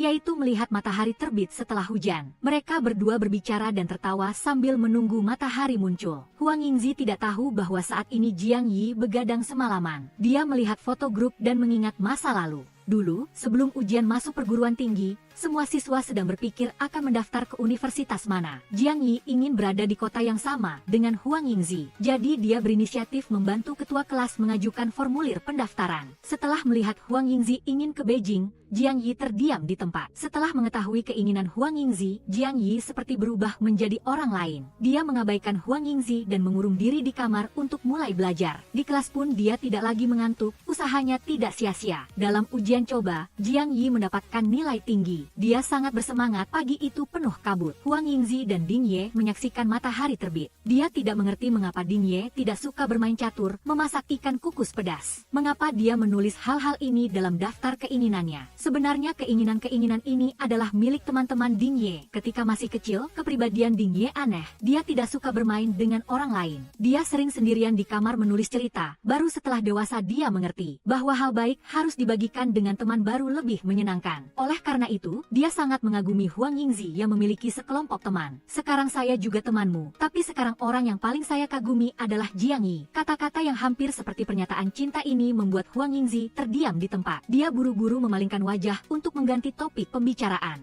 Saat itu, matahari terbit, dan mereka berdua berjemur dalam cahaya matahari, menikmati pemandangan indah. Ding Ye mengantar Huang Yingzi pulang. Secara kebetulan, pemandangan ini dilihat oleh Jiang Yi, dan suasana hatinya menjadi sedih. Dia mematikan ponselnya dan tidak menerima panggilan dari Huang Yingzi lagi. Huang Yingzi tidak bisa menghubungi dia, hanya bisa mencari Zhuang Yuan. Zhuang Yuan berbohong bahwa dia juga tidak bisa menemukan Jiang Yi. Tapi tatapan matanya yang menghindar tidak bisa disembunyikan dari Huang Yingzi. Dulu Zhuang Yuan juga pernah melindungi Jiang Yi seperti ini. Sejak Jiang Yi fokus belajar dan tidak memperhatikan Huang Yingzi, sepanjang hari Huang Yingzi terus mengeluh tidak senang. Dia sengaja mengeluh di depan Zhuang Yuan. Karena Jiang Yi, dia tidak punya mood untuk belajar, mungkin tidak akan lulus ujian masuk perguruan tinggi. Zhuang Yuan hanya bisa berkata terus terang. Akhir-akhir ini Jiang Yi sibuk mencari dia untuk les. Dia ingin menggunakan waktu terakhir ini untuk meningkatkan prestasinya sebanyak mungkin, agar bisa masuk ke kota yang sama dengan Huang Yingzi. Setiap kali Jiang Yi mengantuk, dia akan menggambar seekor paus, dengan begitu dia tidak akan mengantuk lagi. Setelah itu Zhuang Yuan mengambil lembar ujian coba Jiang Yi untuk ditunjukkan kepada Huang Yingzi, melihat prestasi yang jelas meningkat dan paus di lembar ujian coba. Huang Yingzi tidak bisa menahan air matanya. Dia berlari secepat kilat ke kelas Jiang Yi. Sambil memandangi pria yang sedang tidur,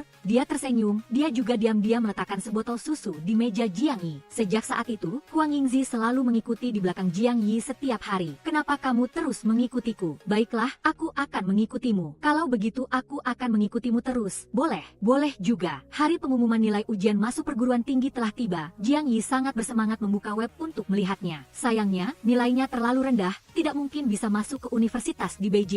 Jiang Yi dengan sedih mengurung diri di kamar dan tidak mau keluar. Ibunya datang menjenguk putranya dan menyarankan dia untuk melanjutkan studi di Inggris. Jiang Yi dengan marah mengusir ibunya keluar. Dia tidak ingin berpisah dari Huang Yingzi, tidak lulus ujian masuk perguruan tinggi. Jiang Yi menyatakan di depan teman-temannya bahwa dia tidak akan kuliah. Di masa depan, dia akan bekerja di kota tempat mereka semua kuliah. Mereka bisa bertemu dan bermain kapan saja. Teman-temannya tidak mengatakan apa-apa tentang hal ini, tetapi tidak ada yang ingin Jiang Yi menyanyiakan hidupnya. Huang Yingzi yang mendengar kata-kata Jiang Yi, marah dan berbalik pergi. Jiang Yi mengejarnya sampai ke rumah Huang Yingzi. Dia diam-diam duduk di sampingnya tanpa berani mengatakan apa-apa. Saat makan, Huang Yingzi tidak lupa menyindir Jiang Yi. Nanti ada orang yang hidupnya sangat baik, ada orang yang sepanjang hari hanya menganggur. Kalau begitu, mereka tidak akan bisa berkumpul lagi. Setelah selesai berbicara, Huang Yingzi meletakkan sumpitnya dan masuk ke kamar. Jiang Yi hanya bisa pergi dengan tak berdaya. Tanpa henti, dia tidak ingin sengaja menyindir Jiang Yi. Hanya saja sebelumnya ibu Jiang Yi telah datang ke rumahnya,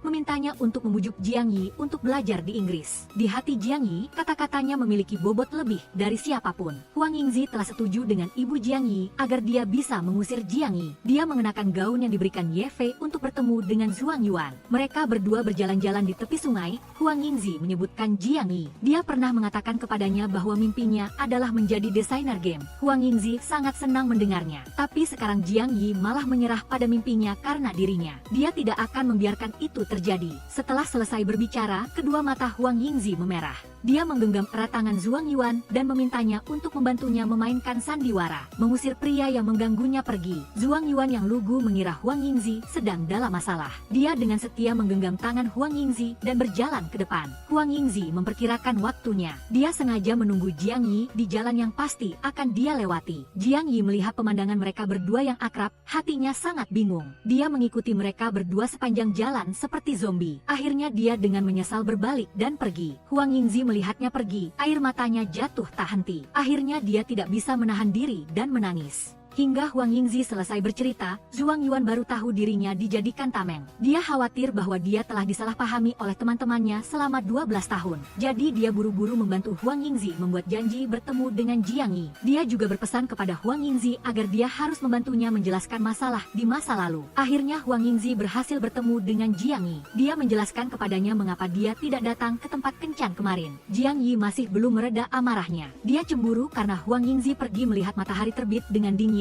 dan membuatnya menunggu. Huang Yingzi tidak bisa memberitahu Jiang Yi tentang daftar keinginan. Jadi dia ragu-ragu tidak tahu harus menjelaskan bagaimana. Zhuang Yuan melihat mereka berdua masih berdebat. Dia tidak sabar untuk menjelaskan tentang dirinya dan Huang Yingzi yang berpura-pura menjadi sepasang kekasih di masa lalu. Jiang Yi mengatakan bahwa dia tahu mereka berdua hanya berakting saat itu. Jiang Yi sudah terlalu mengenal Huang Yingzi. Dia bisa menebak isi hatinya. Yang membuatnya marah adalah di masa lalu, Huang Yingzi seharusnya tidak menggunakan cara ini untuk mengucapkan selamat tinggal kepadanya. Dia bahkan tidak membicarakannya dengannya dan memutuskan sendiri. Jiang Yi sangat marah hingga tidak bisa memaafkan Huang Yingzi. Selama 12 tahun dia tidak pernah menghubunginya karena kamu melanggar janjimu. Dulu kamu pernah bilang kamu akan selalu mengikutiku, menjadi ekorku. Jiang Yi pergi tanpa menoleh ke belakang, meninggalkan Huang Yingzi dengan air mata berlinang. Setelah sampai di rumah, Huang Yingzi mengeluarkan globe yang pernah diberikan Jiang Yi kepadanya. Sebenarnya dia sangat menyesali keputusannya di masa lalu. Huang Yingzi telah merindukan Jiang Yi selama 12 tahun. Dia hampir merobek tulisan London di globe itu. Huang Yingzi dengan marah menganggap globe itu sebagai Jiang Yi untuk melampiaskan kekesalannya. Dia tidak peduli dan merusak globe itu. Di dalamnya ada kartu-kartu yang telah digambar dengan teliti oleh Jiang Yi dengan tangannya. Setiap kartu adalah Huang Yingzi dengan berbagai gaya dan genre yang berbeda. Dia membuat setiap momen bahagianya abadi di kartu itu. Huang Yingzi dengan senang hati membawa kartu-kartu itu ke kantor untuk mencari Jiang Yi. Dia adalah perwakilan dari Ding Ye, jadi dia memberikan pendapat tentang desain karakter utama untuk game labirin. Dia mengeluarkan kartu-kartu itu dan memberitahu semua orang bahwa gadis di kartu itu bernama Permen Ledak. Dia adalah seorang gadis yang bisa melintasi ruang dan waktu. Dia menggunakan kemampuannya untuk mempertahankan hubungannya dengan teman-temannya di ruang dan waktu yang berbeda. Permen Ledak memiliki gaya yang berbeda, dapat memberikan perasaan baru dan sensasi bagi pemain. Bos teryakinkan dan setuju untuk menggunakan Permen Ledak sebagai karakter utama untuk game. Jiang Yi, bagaimana menurutmu? Garis gambarnya halus, karakternya cantik, bagaimana kalau pakai ini sebagai gambar asli? Huang Yingzi membantu Jiang Yi menyelesaikan konflik dengan perusahaan. Pada saat yang sama dia juga menggunakan ketulusannya untuk meminta maaf kepadanya karena telah membuatnya menunggu. Jiang Yi memaafkan Huang Yingzi dan mereka berdua akhirnya berdamai. Zhuang Yuan datang untuk magang di perusahaan Fang Mingyu bekerja. Begitu pacar Fang Mingyu melihatnya, dia memberitahu Zhuang Yuan tentang hubungannya dengan Fang Mingyu. Dia juga meminta Zhuang Yuan untuk membantunya. Malam itu, Zhuang Yuan mengajak Huang Yingzi dan Jiang Yi ke sebuah restoran. Kelompok teman Jiang Yi hanya datang untuk berkumpul. Siapa sangka, ketika Fang Mingyu datang, pacarnya langsung melamar di depan seluruh kelompok. Jika Fang Mingyu tidak setuju, dia akan terus berlutut. Fang Mingyu merasa terdesak, jadi dia dengan malu-malu melihat teman-temannya. Dia hanya bisa menerima lamaran itu. Zhuang Yuan melihat pemandangan ini dan tidak bisa menahan air matanya. Dia buru-buru bertepuk tangan untuk menyembunyikan rasa sakit di hatinya. Teman-temannya mengerti penderitaan Zhuang Yuan. Mereka semua tahu Zhuang Yuan memiliki perasaan terhadap Fang Mingyu. Dulu sebelum ujian masuk perguruan tinggi, Zhuang Yuan diam-diam meminta Huang Yingzi untuk membantunya mencari tahu ke universitas mana Fang Mingyu ingin masuk. Ketika dia tahu Fang Mingyu ingin masuk ke Universitas Tsinghua,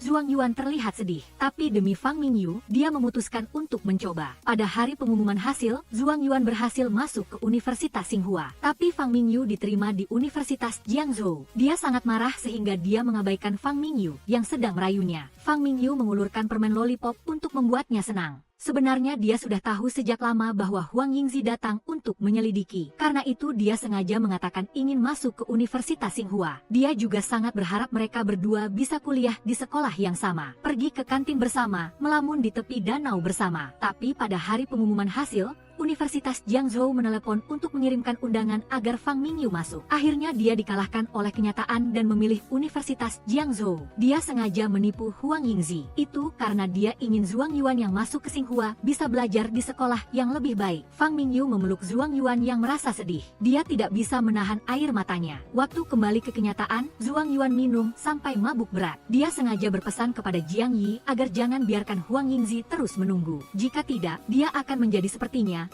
melihat gadis yang dia sukai memakai cincin pemberian orang lain. Dia sudah menunggumu 12 tahun, jangan biarkan dia menunggu lagi. Jiang Yi terpengaruh, dia mendatangi Huang Yingzi dan mengajaknya menonton film. Dia bahkan sengaja menyewa seluruh studio, menunggu sampai film selesai. Kali ini Jiang Yi mengingat kata-kata Huang Yingzi. Dia sengaja menunggu sampai tulisan di layar selesai. Saat Huang Yingzi berdiri dan hendak pergi, dia memanggilnya. Apakah kamu melupakan sesuatu? Huang Yingzi menatap bingung pada payung paus yang hilang dan sekarang telah ditemukan kembali. Kenangan lama terus membanjiri pikirannya. Huang Yingzi tidak bisa menahan matanya yang memerah. Kali ini dia tidak akan kehilangan payung berharga ini lagi. Keesokan harinya, bos Fang Mingyu memanggilnya untuk berbicara. Perusahaan berniat memilihnya sebagai wakil manajer. Pilihan lainnya adalah pacarnya. Perusahaan memutuskan untuk membiarkan mereka berdua bersaing secara terbuka. Akhirnya akan memilih orang yang paling kompeten untuk menjadi wakil manajer. Pacarnya juga sudah mengetahui hal ini. Malam itu, dia menyiapkan meja penuh makanan untuk membujuk Fang Mingyu agar mundur dari persaingan. Bagaimanapun, mereka berdua adalah sepasang kekasih.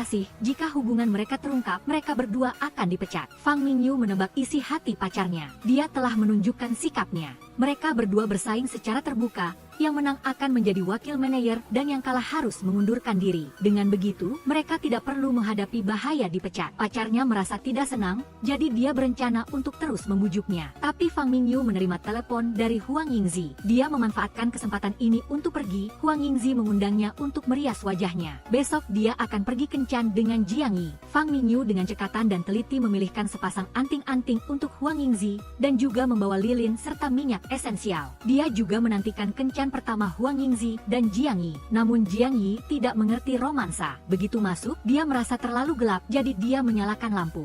Huang Yingzi menghela napas, dia dengan cepat menyalakan lampu dan pergi ke dapur. Sayangnya, cahaya lampu yang terang tidak bisa menyelamatkan kemampuannya yang buruk dalam memasak. Serangkaian hidangan hangus disajikan, mereka berdua terpaksa hanya bisa makan mie instan. Setelah kenyang, Huang Yingzi memutar sebuah video. Di dalamnya adalah pernyataan cinta Jiang Yi untuk Huang Yingzi. Video ini adalah hadiahnya. Ketika dia menyelesaikan permainan yang dikatakan Jiang Yi. Dulu ketika Huang Yingzi melihat video ini, dia menangis terseduh-seduh. Saat dia sedang tenggelam dalam kesedihan, dia tidak memperhatikan. Jiang Yi sedang berdiri di luar pintu, tidak berani masuk. Dia awalnya ingin menyatakan cintanya kepada Huang Yingzi. Namun, dia takut ketika dia melihat gadis yang dia sukai, dia tidak akan bisa pergi. Jiang Yi dengan cepat berbalik dan pergi. Huang Yingzi mendengar suara itu dan pergi ke balkon. Tepat pada waktunya untuk melihat sosoknya pergi. Menunggu pihak lain berbalik, Huang Yingzi buru-buru berjongkok. Dia bersandar ke dinding dan menangis tanpa suara. Dia mendengar suara mobil pergi. Huang Yingzi tidak bisa lagi menemukan perasaannya. Dia bergegas ke bawah dan dengan gila-gilaan mengejar Jiang Yi. Huang Yingzi berteriak memanggil nama Jiang Yi dalam hujan. Jiang Yi sepertinya merasakannya. Jadi dia berbalik, tetapi tidak ada seorang pun di belakangnya saat ini. Dia berbalik dengan kecewa. Dia tidak memperhatikan bahwa Huang Yingzi mengejar.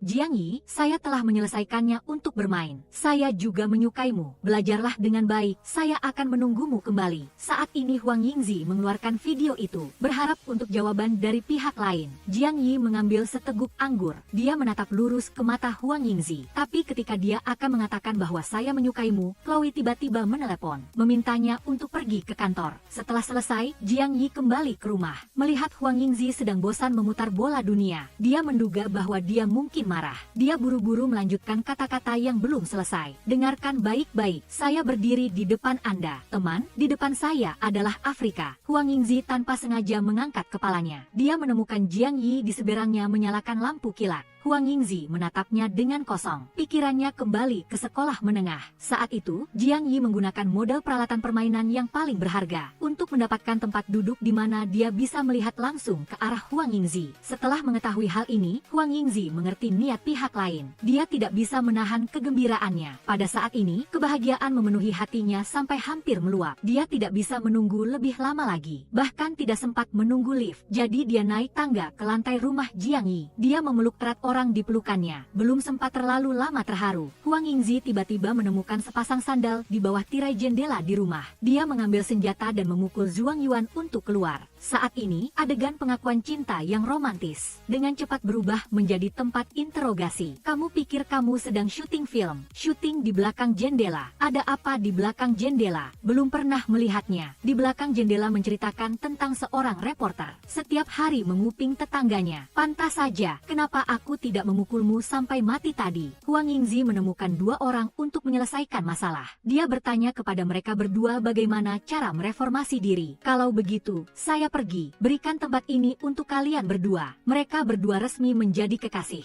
Huang Yingzi memiliki banyak hal yang ingin dia lakukan. Dia dengan malu-malu menuliskan hal terakhir, yaitu berciuman. Orang yang pergi, perhatian Jiang Yi sepenuhnya tertarik pada ponselnya. Huang Yingzi mencari kesempatan untuk memegang tangan Jiang Yi. Ketika dia akan memegangnya, Jiang Yi mengangkat tangannya untuk beralih ke tangan lain untuk memegang telepon. Huang Yingzi segera mengubah ekspresinya. Dia menunjukkan daftar yang telah dia tulis. Jiang Yi tersenyum dan secara proaktif memegang tangan Huang Yingzi. Dia bersama-sama menyelesaikan hal berikutnya, yaitu memakai pakaian pasangan. Huang Yingzi memilih hoodie merah muda untuk Jiang Yi. Keduanya mengenakan pakaian pasangan kartun ke mesin cakar pinggang untuk Huang Yingzi. Keduanya berinteraksi dalam jarak dekat. Huang Yingzi berdiri terpaku di tempatnya. Hatinya sangat manis. Keinginannya juga telah terpenuhi satu persatu. Sekarang hanya tersisa hal terakhir, yaitu berciuman. Sepasang pria dan wanita lajang tinggal di satu kamar. Dari sahabat menjadi kekasih. Keduanya sedikit tidak terbiasa dengan perubahan identitas ini. Melakukan hal-hal intim bahkan lebih sulit. Keduanya duduk berhadapan. Keduanya tegang saat mendekat. Ketika mereka akan menyentuh, mereka berpisah lagi. Keduanya berpikir bahwa mungkin karena mereka terlalu dekat, jadi mereka tidak bisa melakukan tindakan intim. Huang Yingzi memikirkan sebuah cara. Mereka berdua memakai kacamata. Jika mereka menghindari melihat wajah satu sama lain, mungkin mereka bisa berciuman. Mereka mencoba lagi. Huang Yingzi tiba-tiba tertawa. Saya merasa seperti sedang berciuman dengan Wong Kar-wai. Itu benar-benar lucu. Pasangan itu menyerah untuk mencoba. Huang Yingzi bersandar di bahu Jiang Yi. Dia memintanya untuk menjaganya saat dia tidur sebentar. Mereka berdua berbaring di tempat tidur. Jiang Yi menatap Huang Yingzi. Suasananya pas. Huang Yingzi tiba-tiba membuka matanya dan secara proaktif mencium Jiang Yi. Jiang Yi membalas ciumannya. Keduanya akhirnya melampaui batas pertemanan, menjadi kekasih sejati. Keduanya secara resmi memulai mode kencan. Jiang Yi akan membawa makanan lezat untuk pacarnya, membantunya menyeka saus yang menempel di bibirnya, kemudian mencium pihak lain. Huang Yingzi dengan bahagia mencium pipi Jiang Yi, meninggalkan noda lipstik yang samar. Setelah pulang kerja, mereka berdua berkencan di rumah Jiang Yi. Baru-baru ini, Zhuang Yuan tinggal bersama Jiang Yi. Setelah pulang ke rumah, wajahnya penuh dengan pikiran. Baru-baru ini, Fang Mingyu menghadapi beberapa masalah sulit. Zhuang Yuan khawatir tentang orang yang disukainya. Fang Mingyu dan pacarnya bekerja di perusahaan yang sama. Perusahaan memiliki peraturan yang jelas melarang hubungan internal. Untuk melindungi pekerjaan mereka, keduanya telah menjalin hubungan diam-diam. Mereka tidak bisa berkencan secara terbuka. Keduanya bersaing untuk posisi wakil direktur. Pacar yang ambisius itu takut dengan kemampuan Fang Mingyu. Jadi dia ingin menggunakan trik kotor untuk menyingkirkannya dari seleksi ini. Pacarnya memikirkan karyawan wanita yang baru saja berhenti, Xiao Dong. Xiao Dong baru saja datang ke perusahaan belum lama ini. Fang Mingyu telah menemukan bahwa dia menyembunyikan kehamilannya sebelum diterima. Sebagai kepala Departemen Sumber Daya Manusia, Fang Mingyu tidak tahu apakah harus memberitahu perusahaan tentang hal ini. Dia sangat kesal sehingga dia curhat kepada pacarnya tentang hal ini. Pacarnya menasihatinya untuk mengatakan yang sebenarnya dari sudut pandang perusahaan. Tetapi sebagai sesama wanita, Fang Mingyu memahami situasinya. Dia belum memikirkan apa yang harus dilakukan. Tetapi setelah berpikir dengan hati-hati, Fang Mingyu memutuskan untuk membantunya menyembunyikan kebenaran. Anggap saja Xiao Dong baru mengetahui tentang kehamilannya setelah dia mulai bekerja. Dengan begitu, itu tidak dianggap menipu perusahaan.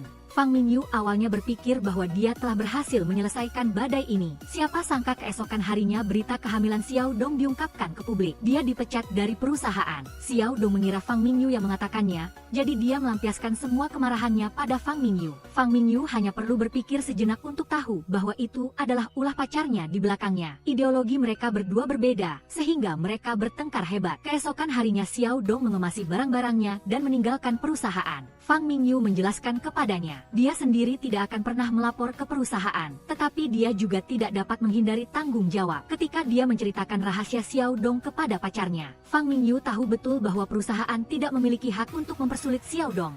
Hanya karena dia hamil, Xiao Dong bisa mengajukannya ke pengadilan. Fang Mingyu tidak tahu bahwa kata-kata yang dia ucapkan yang menentang perusahaan telah direkam oleh Xiao Dong. Untuk mengalahkan Fang Mingyu, pacarnya memikirkan Xiao Dong. Dia ingin mendapatkan catatan obrolan kedua gadis itu untuk menggunakannya untuk menjatuhkan Fang Mingyu. Pacarnya berhasil mendapatkan rekaman itu dan kemudian mengirimkannya secara anonim ke atasan. Pada saat ini, Fang Mingyu telah menduga bahwa pacarnya telah melakukan trik di belakangnya, sampai Xiao Dong datang untuk meminta maaf. Kemudian dia mengatakan yang sebenarnya. Maka sudah pasti bahwa pacarnya adalah orang yang picik. Fang Mingyu bukanlah gadis yang mudah menyerah. Keesokan harinya dia bergegas ke ruang kelas dan secara proaktif mengajukan surat pengunduran dirinya. Pada saat yang sama, dia juga mengungkap hubungan mereka berdua di depan pimpinan perusahaan. Perusahaan awalnya melarang hubungan internal. Fang Mingyu menggunakan cara melukai musuh 1000, mengorbankan diri 800 untuk menjatuhkan pacarnya dari posisi pilihan untuk wakil direktur. Pada saat yang sama,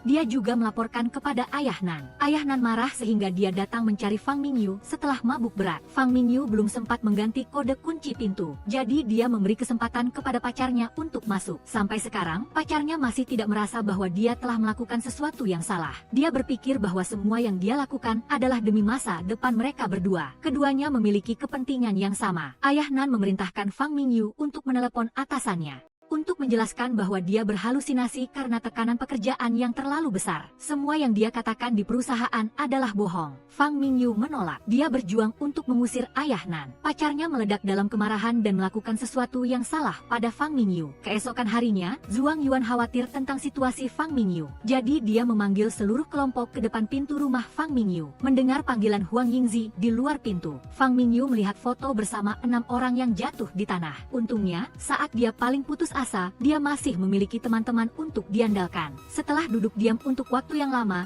Fang Mingyu membuka pintu. Melihat wajah temannya penuh luka, Huang Yingzi sedih memeluknya dan menangis. Kemarahan ini tidak bisa ditelan oleh Huang Yingzi. Dia membawa Jiang Yi dan Zhuang Yuan ke perusahaan. Dengan bantuan Zhuang Yuan, ketiganya berhasil masuk ke area kantor. Pergi ke depan Ayah Nan. Apakah Anda punya janji? Memukul orang perlu janji. Kamu itu siapa? Dua pria itu menahan Ayah Nan agar Huang Yingzi bisa menendang dan meninju dia. Seluruh kelompok sedang berjuang melawan penjaga keamanan yang baru saja tiba ketika Fang Mingyu masuk ke perusahaan, termasuk saya. Setelah berurusan dengan Ayah Nan, suasana hati Fang Mingyu jauh lebih baik. Mengingat setelah dia mulai bekerja, dia telah menginvestasikan semua energi dan waktunya ke dalam pekerjaan. Dia bertekad untuk naik setinggi mungkin. Bahkan ketika berkencan, dia harus mempertimbangkan untung dan ruginya. Dia memilih dan memilih, tetapi akhirnya memilih Ayah Nan, seorang pria berwajah manusia berhati binatang. Pada akhirnya, tidak ada yang didapat. Huang Yingzi menghibur Fang Mingyu. Tidak apa-apa jika kehilangan semuanya. Itu melambangkan perpisahan dengan masa lalu untuk memulai dari awal lagi. Melihat Huang Yingzi yang positif dan optimis, Fang Mingyu sangat menyukai kepribadian Huang Yingzi yang ceria dan pendendam. Huang Yingzi diam-diam memberitahu Fang Mingyu sebuah rahasia. Rekan kerja yang pernah menyiram Fang Mingyu di perusahaan telah dibalas oleh Huang Yingzi. Kedua gadis itu tertawa bahagia. Keduanya berpelukan untuk merayakan Fang Mingyu menyambut kehidupan baru. Terima kasih persahabatan mereka berdua masih ada di sini. Huang Yingzi adalah seorang gadis yang suka khawatir. Setelah baru saja menyelesaikan masalah Fang Mingyu, dia khawatir tentang Ding Jia lagi. Dia menemukan bahwa Ding Jia sangat aneh baru-baru ini. Kadang-kadang dia bermain menghilang. Jiang Yi tidak tahan pacarnya peduli pada pria lain. Huang Yingzi ingin menjelaskan, tetapi dia telah berjanji kepada Ding Jia bahwa dia tidak akan memberitahu siapapun tentang daftar keinginan terakhirnya. Huang Yingzi ingin berbicara tetapi menahan diri. Dia harus menepati janjinya kepada Ding Jia sehingga dia tidak bisa mengatakan yang sebenarnya kepada Jiang Yi. Jiang Yi tidak senang di dalam hati, jadi dia meninggalkan rumah Huang Yingzi. Huang Yingzi tidak bisa menghubungi Ding Jia. Dia memiliki firasat buruk. Ding Jia sangat mungkin telah melakukan hal bodoh. Kebetulan saat ini ada sebuah artikel mengatakan bahwa Ding Jia di masa kuliahnya pernah mendorong temannya sampai mati. Huang Yingzi mengatakan para reporter itu menulis artikel sembarangan untuk mendapatkan perhatian. Dia khawatir sesuatu akan terjadi pada Ding Jia, jadi dia pergi ke toko buku yang sering dia kunjungi. Pemilik toko memberikan Huang Yingzi 2 buku atas permintaan Ding Jia. Ini adalah hadiah yang Ding Jia minta untuk diberikan kepada Huang Yingzi. Huang Yingzi menghubungkan kembali kata-kata yang pernah diucapkan Ding Jia. Dia menebak bahwa dia berada di tepi laut. Huang Yingzi berlari ke tepi laut. Dia tidak menemukan Ding Jia, tetapi dia melihat Jiang Yi yang sengaja datang ke sini untuknya. Sebelum menemukan Huang Yingzi, Jiang Yi mendengar Chloe berbicara. Ding Jia tiba-tiba mentransfer semua royaltinya ke Yayasan Amal. Kemudian dia menyerahkan semua hak kepada pengacara yang berspesialisasi dalam warisan untuk menanganinya.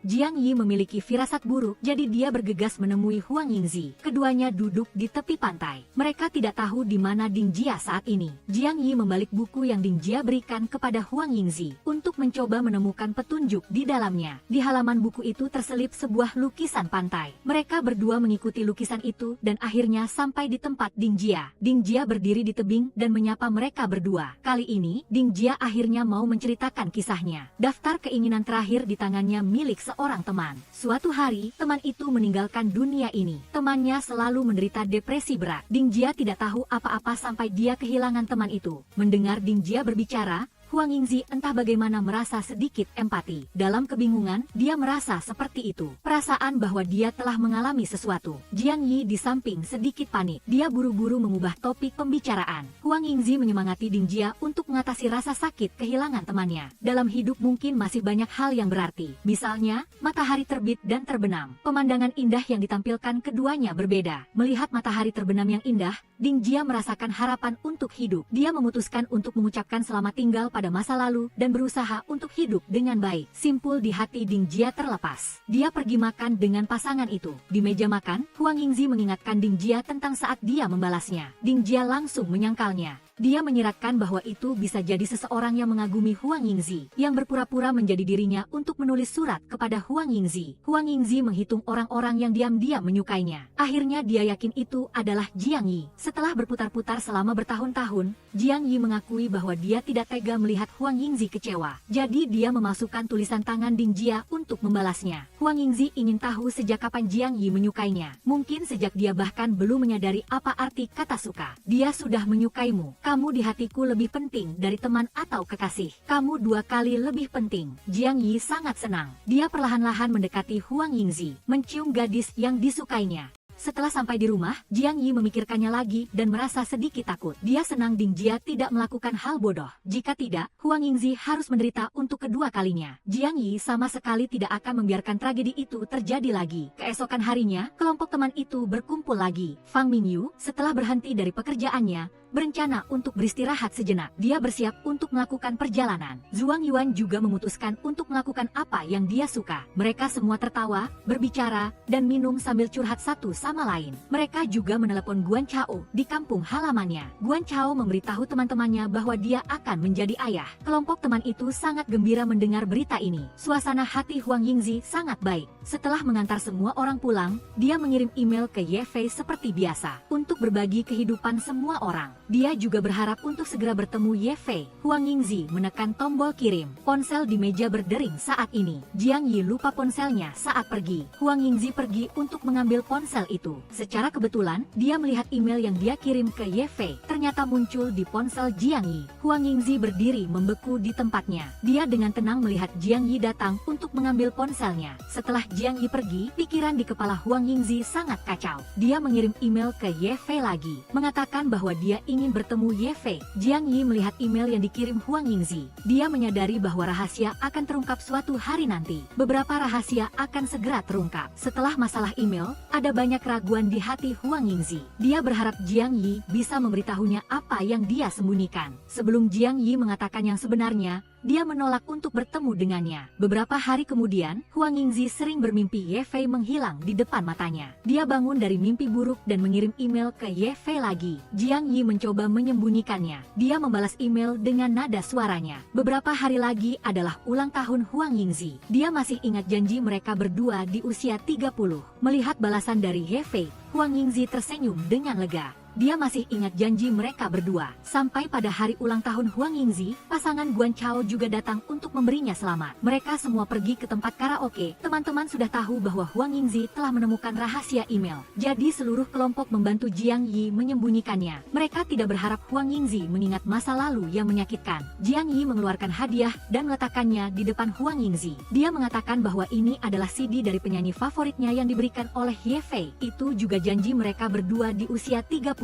Saat masih di sekolah menengah, ketiga gadis itu berjanji satu sama lain di taman. Huang Yingzi paling menyukai Stefanie San. Ye Fei berjanji bahwa nanti ketika dia punya uang, dia akan membeli semua CD Stefanie San dan memberikannya kepada Huang Yingzi. Huang Yingzi menghitung bahwa Stefanie San setidaknya bisa bernyanyi selama 10 tahun lagi. 10 tahun kemudian mereka juga akan mendekati usia 30. Ye Fei setuju untuk memberikannya sampai Huang Yingzi berusia 30 tahun. Ini adalah janji kecil mereka berdua di usia 30. Fang Mingyu di samping menjadi saksi. Waktu kembali ke saat ini, ekspresi Huang Yingzi tidak benar. Jiang Yi masih berakting sendiri. Dia mengatakan Ye Fei terlalu sibuk, jadi dia memintanya untuk masuk ke email untuk mengonfirmasi pesanan CD. Pada saat ini, Huang Yingzi tahu bahwa teman-temannya bersekongkol untuk menipunya. Dulu Ye Fei lari ke semua toko kaset untuk membeli CD yang disukai Huang Yingzi. Huang Yingzi sangat ingin menonton konser Stefanie San. Dalam situasi di mana hanya ada 2 orang, Huang Yingzi mengubah janji itu. Dia tidak membutuhkan album Stefanie San lagi. Pada usia 30, dia dan Ye Fei akan pergi menonton konser bersama. Kedua gadis itu telah berjanji satu sama lain dan mengaitkan jari kelingking sebagai janji. Huang Yingzi mengungkap kebohongan teman-temannya. Dia ingin tahu mengapa mereka berbohong padanya. Kisah ini harus kembali ke kisah Ye Fei. Ye Fei memiliki ayah yang kecanduan judi, yang berutang banyak uang di luar. Ye Fei tidak pernah membenci ayahnya selama seluruh keluarga bersama. Baginya, itu adalah hal yang paling membahagiakan. Ye Fei bahkan mengambil uang sakunya untuk diberikan kepada ayahnya agar ayahnya bisa menggunakannya untuk membayar utang. Ayah Ye Fei baru-baru ini bekerja sebagai sopir untuk ayah Huang Yingzi. Ye Fei yang bijaksana secara khusus membelikan ayahnya sepasang manset. Untuk mencegah ayahnya membeku saat mengemudi di musim dingin, Ye Fei tidak punya banyak uang. Masih 3 saudara perempuannya mengumpulkan uang untuk membeli sarung tangan itu. Ye Fei adalah anak yang berbakti dan pengertian, tetapi dia memiliki seorang ayah yang tidak bisa membuat orang tidak khawatir. Suatu hari ayah Ye Fei mengantar ayah Huang Yingzi untuk membicarakan bisnis. Ayah Huang Yingzi pergi sebentar, dia meninggalkan uang di kursi penumpang. Saat melihat uang di hati ayah Ye Fei muncul pikiran jahat. Setelah berjuang secara ideologis, keserakahan mengambil alih dirinya, ayah Ye Fei mencuri uang di mobil. Ayah Huang Yingzi mencarinya di mana-mana. Ketika anak-anak tahu berita itu, mereka membantu Ye Fei mencari ayahnya. Seluruh kelompok menerjang hujan lebat dan akhirnya menemukan ayah Ye Fei yang sedang memegang uang dan melarikan diri. Ayah, apakah ayah tidak membutuhkan aku lagi? Ayah, aku membelikan sarung tangan untuk ayah. Ayah, lihat aku ayah. Ayah Ye Fei mengabaikan tangisan dan teriakannya. Dia tetap pergi dengan kejam. Ye Fei mengejar di belakang mobil dan tidak sengaja terjatuh. Dia hanya bisa melihat ayahnya pergi jauh. Setelah ayahnya pergi, ibu dan anak itu saling mengandalkan. Ye Fei yang ditinggalkan selalu merasa tidak aman. Ibu, apakah ibu juga akan meninggalkanku? Tidak. Setelah ayahnya pergi, para penagih utang menyewa 2 orang untuk datang ke rumah Ye Fei membuat masalah. Ye Fei muncul dan memeluk ibunya. Ibunya memohon agar kedua orang itu tidak mengambil satu-satunya uang di rumah. Itu adalah uang sekolah kelas menari Ye Fei. Salah satu dari 2 preman itu memperhatikan Ye Fei. Dia meletakkan uang di tangannya dan kemudian memimpin rekannya pergi. Preman itu jatuh cinta pada pandangan pertama dengan Ye Fei. Dia sering menunggu di depan gerbang sekolah untuk mengikuti di belakangnya. Suatu hari Ye Fei dihalangi oleh penagih utang lain. Melihat Ye Fei diintimidasi, preman itu turun tangan untuk membantu. Dia mendorong salah satu dari mereka menuruni tangga. Pria itu terbaring tak bergerak di tanah. Setelah kejadian itu, preman itu menanggung semua tanggung jawab. Dia tidak membiarkan Ye Fei mengatakan yang sebenarnya di kantor polisi. Untuk menghindari orang-orang itu mencari Ye Fei untuk balas dendam, setelah pertemuan itu, keduanya tidak lagi berhubungan. Kehidupan ibu dan anak itu diganggu oleh para penagih utang untuk waktu yang sangat lama. Ibu Ye Fei lelah secara fisik dan mental sehingga dia berselingkuh dengan pria yang sudah menikah dan bahkan didatangi oleh istri pria itu. Ibunya berpura-pura tenang untuk menipu istri pria itu. Dia berhasil membujuk orang itu pergi untuk sementara. Kehadiran istri itu tidak menghentikan perselingkuhan ini, tetapi malah mempercepat tekad ibu Ye Fei untuk pergi. Sebelum pergi, ibu Ye Fei datang ke kelas menari. Ye Fei mulai menari di depan ibunya. Melihat putrinya menari seperti kupu-kupu, ibu Ye Fei meneteskan air mata. Dia juga memberi Ye Fei sepasang sepatu menari baru. Ye Fei, kamu harus menari dengan sangat baik. Jangan menyerah, tidak peduli bagaimana hidup ini, menari selalu bisa membawa harapan. Ibu Ye Fei juga meminta Huang Yingzi untuk merawatnya dengan baik. Hari ini ibunya aneh dan tidak biasa. Di hati Ye Fei muncul firasat buruk. Besok ibu akan datang. Aku baru belajar tarian baru. Aku ingin menari untuk ibu. Baiklah, sayang sekali ibunya tidak bisa menepati janjinya. Dia meninggalkan sejumlah uang untuk nenek Ye Fei dan kemudian pergi, ditinggalkan oleh kedua orang tuanya secara bergantian. Ye Fei sangat terpukul. Dia terus-menerus meragukan dirinya sendiri. Katakan padaku, apa yang salah yang telah aku lakukan? Mengapa semua orang meninggalkanku? Huang Yingzi memegang tangan Ye Fei. Dia berjanji bahwa dia tidak akan pernah meninggalkannya seumur hidup ini. Saat kedua saudari itu sedang berbicara, istri pria itu datang. Dia meraih baju Ye Fei dan menuntut untuk tahu di mana ibunya. Huang Yingzi melindungi Ye Fei di sampingnya. Keduanya mengusir istri pria itu. Dia memeluk Ye Fei dan menghibur temannya yang ketakutan. Untungnya, Ye Fei memiliki kelompok sahabat di sisinya sehingga dia bisa melewati masa sekolah menengah yang sulit. Pada musim panas tahun kelulusan mereka, Jiang Yi pergi ke luar negeri. Setiap orang di kelompok itu lulus ujian masuk universitas yang mereka inginkan. Ye Fei membantu di toko neneknya. Preman itu setelah keluar dari penjara tiba-tiba muncul di depan matanya. Dia ingin merawat Ye Fei, tetapi dia tidak ingin berhubungan dengannya, jadi dia buru-buru membatasi dirinya. Tepat pada saat ini, Huang Yingzi menelepon, dan Ye Fei bisa melarikan diri. Setelah Ye Fei pergi, preman itu mengambil cangkir yang baru saja dia gunakan dan meminum seteguk air. Ekspresi tergila-gila muncul di wajahnya. Preman itu mengikuti di belakang Ye Fei sepanjang hari. Dia kebetulan melihat adegan Ye Fei berkencan dengan Guan Chao. Keduanya membayangkan kehidupan universitas yang indah, dan juga berjanji untuk pergi berkencan di tempat lain. Guan Chao memberi Ye Fei jepit rambut kupu-kupu. Dia juga memasangkannya sendiri padanya. Mereka berdua saling menatap. Guan Chao yang bodoh itu secara proaktif mencium Ye Fei.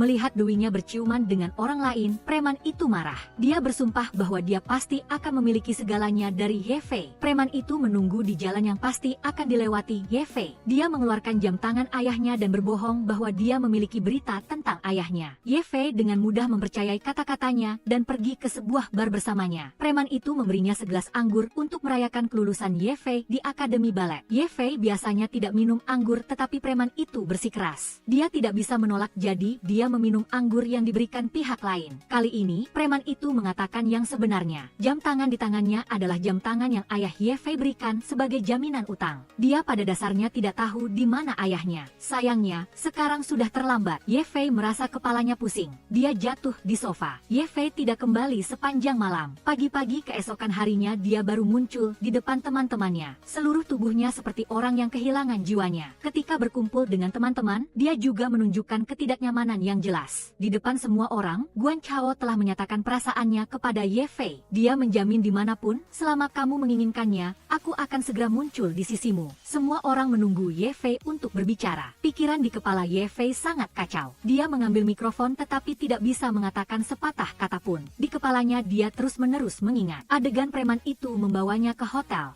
kemudian melepas jepit rambut di kepalanya. Saat itu, pemuda di meja sebelah berdiri, mengungkapkan bahwa Guan Chao telah diduakan. Pemuda itu menjatuhkan ponselnya agar semua orang bisa melihat foto itu. Ye Fei bersandar di dadanya karena dia sendiri yang mengunggahnya. Ye Fei tidak tahan dengan bisik-bisik dan berlari ke sebuah kedai karaoke. Huang Yingzi mengejarnya. Kemudian dia mengetahui apa yang terjadi pada Ye Fei di bar. Hari itu di hotel, orang suruhan itu sebenarnya tidak melukai Ye Fei. Huang Yingzi mendengar Ye Fei berbicara dan dengan sedih memeluknya untuk menghiburnya. Dia memukul kepala pria itu dengan keras untuk melampiaskan kemarahannya pada Ye Fei. Sayangnya, para pengikut itu jumlahnya banyak dan kuat. Guan Chao ditekan ke tanah oleh mereka. Anak buahnya datang ke rumah Guan Chao dan mengamuk. Huang Yingzi membawa ayahnya untuk membantu. Melihat mereka berdua datang, anak buahnya langsung mengulurkan tangan. 500 ya 500, biar aku yang bayar. 50.000, Nona. Menghadapi tuntutan anak buahnya, semua orang tidak punya pilihan selain setuju. Mereka khawatir pria itu akan melapor ke polisi. Guan Chao akan masuk penjara selama beberapa tahun karena sengaja melukai orang lain. Saat kelompok teman-temannya sedang mencari cara untuk mengumpulkan uang, pria itu datang ke restoran wonton. Dia mengaku sebagai teman Ye Fei di depan neneknya. Dia bahkan membawa keranjang buah khusus untuk diberikan kepada neneknya. Dia mengatakan bahwa dia akan sering datang ke restoran wonton untuk mengunjungi Ye Fei di masa depan. Nenek mengira dia adalah teman Ye Fei, jadi dia tidak curiga padanya. Di malam hari, ketika Ye Fei kembali untuk membantu membersihkan toko neneknya, dia tidak sengaja melihat preman itu meninggalkan jepit rambut kupu-kupu yang dia lupakan di hotel hari itu. Ketika dia bertanya kepada neneknya, barulah dia tahu bahwa orang suruhan itu telah datang ke sini. Dia dengan marah membuang keranjang buah ke tempat sampah.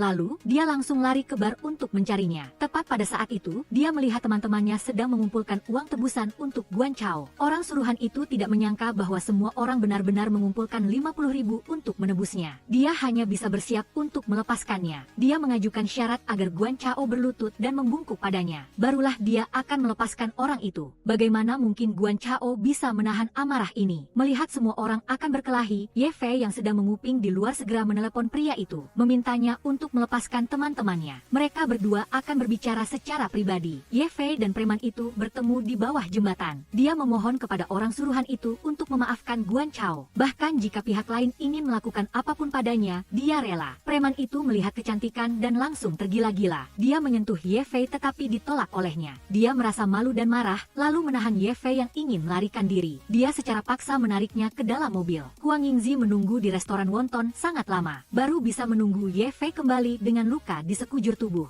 Hanya dengan melihatnya, dia sudah tahu bahwa ada sesuatu yang terjadi padanya. Huang Yingzi dengan marah ingin menelepon polisi, tetapi dihentikan oleh Ye Fei. Ye Fei takut setelah melapor ke polisi, dia akan menjadi bahan gosip tetangga. Dia tidak ingin neneknya khawatir. Huang Yingzi hanya bisa setuju. Dia takut Ye Fei akan melakukan hal bodoh, jadi dia menemaninya sepanjang malam. Ye Fei tidak bisa tidur. Dia berpikir tentang dirinya yang tidak disayangi orang tuanya. Orang terbaik di sampingnya hanyalah Guan Chao. Sekarang dia merasa akan kehilangan satu-satunya kerabat ini. Hati Ye Fei sangat sakit. Dia meminta Huang Yingzi untuk menemaninya menemui ibunya besok. Siapa sangka, hal ini malah menjadi pemicu terakhir untuk menyalahkan Ye Fei. Ibu Ye Fei tidak merasa senang saat melihat putrinya, terutama ketika ayah tiri dan anak laki-lakinya melihat Ye Fei. Ibunya menjadi semakin canggung. Dia langsung mengatakan kepada Ye Fei untuk tidak mencarinya lagi. Setelah berbicara, dia buru-buru pergi. Huang Yingzi berbohong bahwa ibunya sangat merindukannya. Setelah bertemu ibunya, semangat Ye Fei lebih baik. Dia akan pergi ke Beijing untuk memulai kehidupan baru. Huang Yingzi juga merasa lebih tenang. Dia dengan gembira berlari untuk membeli keripik kentang karena Ye Fei lapar. Ketika dia baru saja keluar dari toko serba ada, dia melihat Ye Fei tergeletak di jalan. Dia sudah tidak bernapas lagi. Huang Yingzi merasa dunia berputar. Matanya menjadi gelap lalu pingsan. Ketika bangun, kepalanya terasa sangat sakit seperti akan pecah. Dia juga benar-benar lupa bahwa Ye Fei telah tiada. Teman-temannya hanya bisa berbohong kepada Huang Yingzi bahwa Ye Fei baru saja menerima pemberitahuan dari kelompok tari. Dia sudah pergi. Ayah Huang Yingzi membawanya untuk diperiksa. Hasilnya menunjukkan bahwa dia menderita trauma psikologis sehingga menimbulkan reaksi stres. Dia melupakan kenangan menyakitkan itu. Sekarang mereka hanya bisa mengawasinya dan tidak boleh membiarkannya terprovokasi lagi. Akhirnya, kelompok itu memutuskan untuk menyembunyikan dari dari Huang Yingzi bahwa Ye Fei telah meninggal. Jiang Yi tahu bahwa Huang Yingzi sakit, jadi dia kembali ke negara itu. Meskipun ibunya melarangnya, dia tetap menghadiri pemakaman Ye Fei terlebih dahulu. Kelompok teman-temannya memberikan penghormatan di depan makam Ye Fei.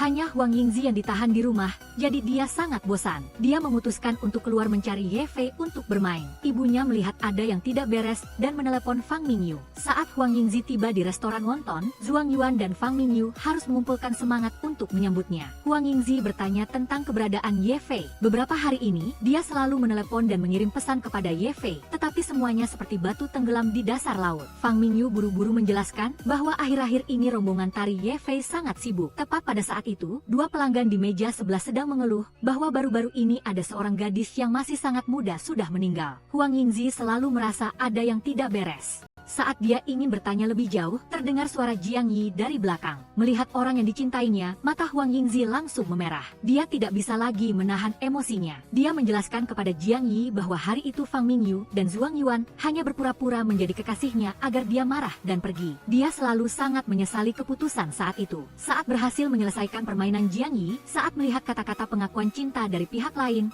dia semakin menyesal. Jiang Yi memeluk gadis yang sedang menangis itu. Dia tidak menyalahkannya karena menggunakan cara ini untuk mengusirnya agar pergi belajar di luar negeri. Dia hanya merasa menyesal karena akhirnya mereka berdua tidak bisa berpamitan dengan baik. Kali ini dia kembali, dia tidak akan pergi lagi. Kembalinya Jiang Yi membuat Huang Yingzi merasa jauh lebih baik. Dia datang ke rumah Jiang Yi untuk mengajaknya bermain. Namun, dia melihat teman-temannya diam-diam membicarakan sesuatu. Huang Yingzi bertanya dan baru tahu bahwa mereka ingin mengajaknya keluar untuk bermain. Kebetulan di akhir pekan, Ye Fei ada pertunjukan di Jiangzhou. Huang Yingzi mengusulkan agar semua orang pergi menonton pertunjukan itu. Semua orang tiba-tiba terdiam. Jiang Yi terpaksa hanya bisa menyetujuinya sementara. Kelima orang itu dengan cepat naik kereta menuju Jiangzhou. Huang Yingzi sangat bersemangat di dalam kereta. Dia menantikan pemandangan 6 orang yang bersatu kembali. Jiang Yi tidak tega melihatnya terus-menerus disembunyikan, jadi dia bermaksud untuk mengingatkannya. Tapi bagaimana jika tujuan akhir dari perjalanan ini tidak seperti yang kamu bayangkan? Dalam pertunjukan itu, keempat orang itu memiliki pikiran mereka sendiri. Tapi mereka selalu tidak bisa menahan diri untuk tidak melihat Huang Yingzi. Hanya Huang Yingzi yang tenggelam dalam pertunjukan. Dia melihat pemain itu sebagai Ye Fei, melihat gadis di atas panggung menari. Huang Yingzi begitu terpesona sehingga dia tidak bisa menahan diri untuk tidak memuji Ye Fei yang sangat cantik. Ketika pertunjukan berakhir,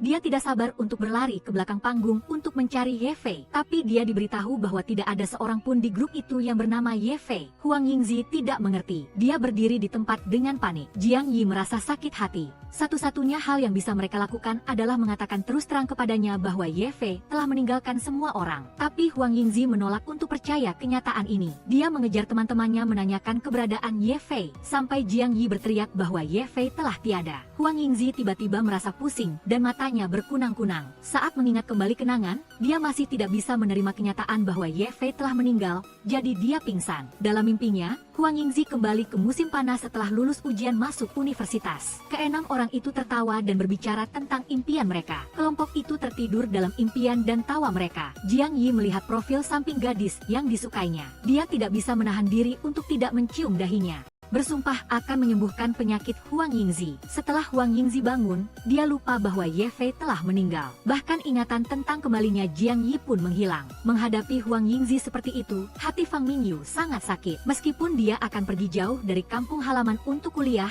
dia tidak merasa senang, tetapi hanya merasa takut. Tidak bisa membantu Huang Yingzi dan Ye Fei. Fang Mingyu tidak tahu bagaimana harus menghadapi semua orang di masa depan. Zhuang Yuan menyemangati Fang Mingyu. Waktu adalah obat terbaik. Itu akan menyembuhkan semua luka. Ayah Fang Mingyu yang seorang dokter mengatakan kepada putrinya, ada pertemuan pasti ada perpisahan. Lalu akan ada hari bertemu kembali. Huang Yingzi tidak bisa menahan kenyataan bahwa Ye Fei telah meninggal. Jadi dia membangun dunia di dalam hatinya di mana Ye Fei masih hidup. Selama dia terprovokasi, dia akan memilih untuk melupakan. Semua orang memutuskan untuk tidak mengungkapkan kebenaran untuk memprovokasi Huang Yingzi lagi. Jiang Yi juga khawatir Huang Yingzi akan terprovokasi saat melihatnya. Dia memutuskan untuk tidak bertemu dengannya sebelum menemukan cara untuk menyembuhkan Huang Yingzi. Karena Huang Yingzi, Jiang Yi mulai berpura-pura menjadi Ye Fei untuk berkomunikasi dengan Huang Yingzi melalui email. Dia mengarang cerita bahwa Ye Fei telah pergi ke luar negeri untuk tur. Tidak nyaman menggunakan telepon, jadi hanya bisa berkomunikasi melalui email. Menerima kabar dari Ye Fei, suasana hati Huang Yingzi menjadi jauh lebih baik. Dia dan teman-temannya sering datang ke restoran wonton untuk mengunjungi neneknya. Saat menerima angpau dari neneknya,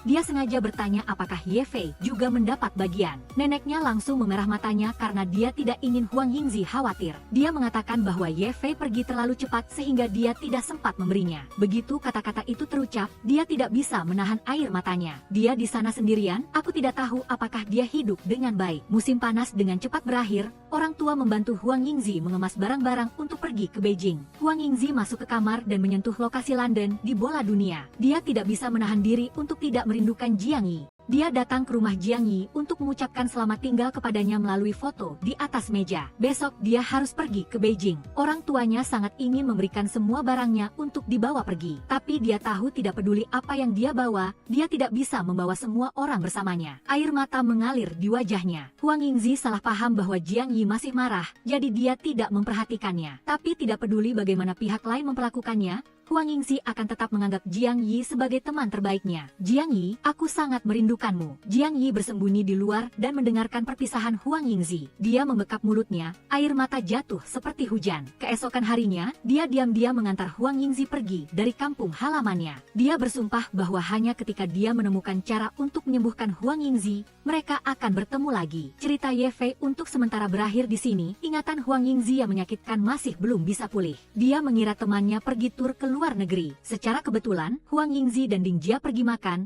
Dia melihat ayah Ye Fei mengantar barang. Huang Yingzi meminta Jiang Yi untuk melukis potret ayah Ye Fei. Kemudian dia mencarinya di mana-mana.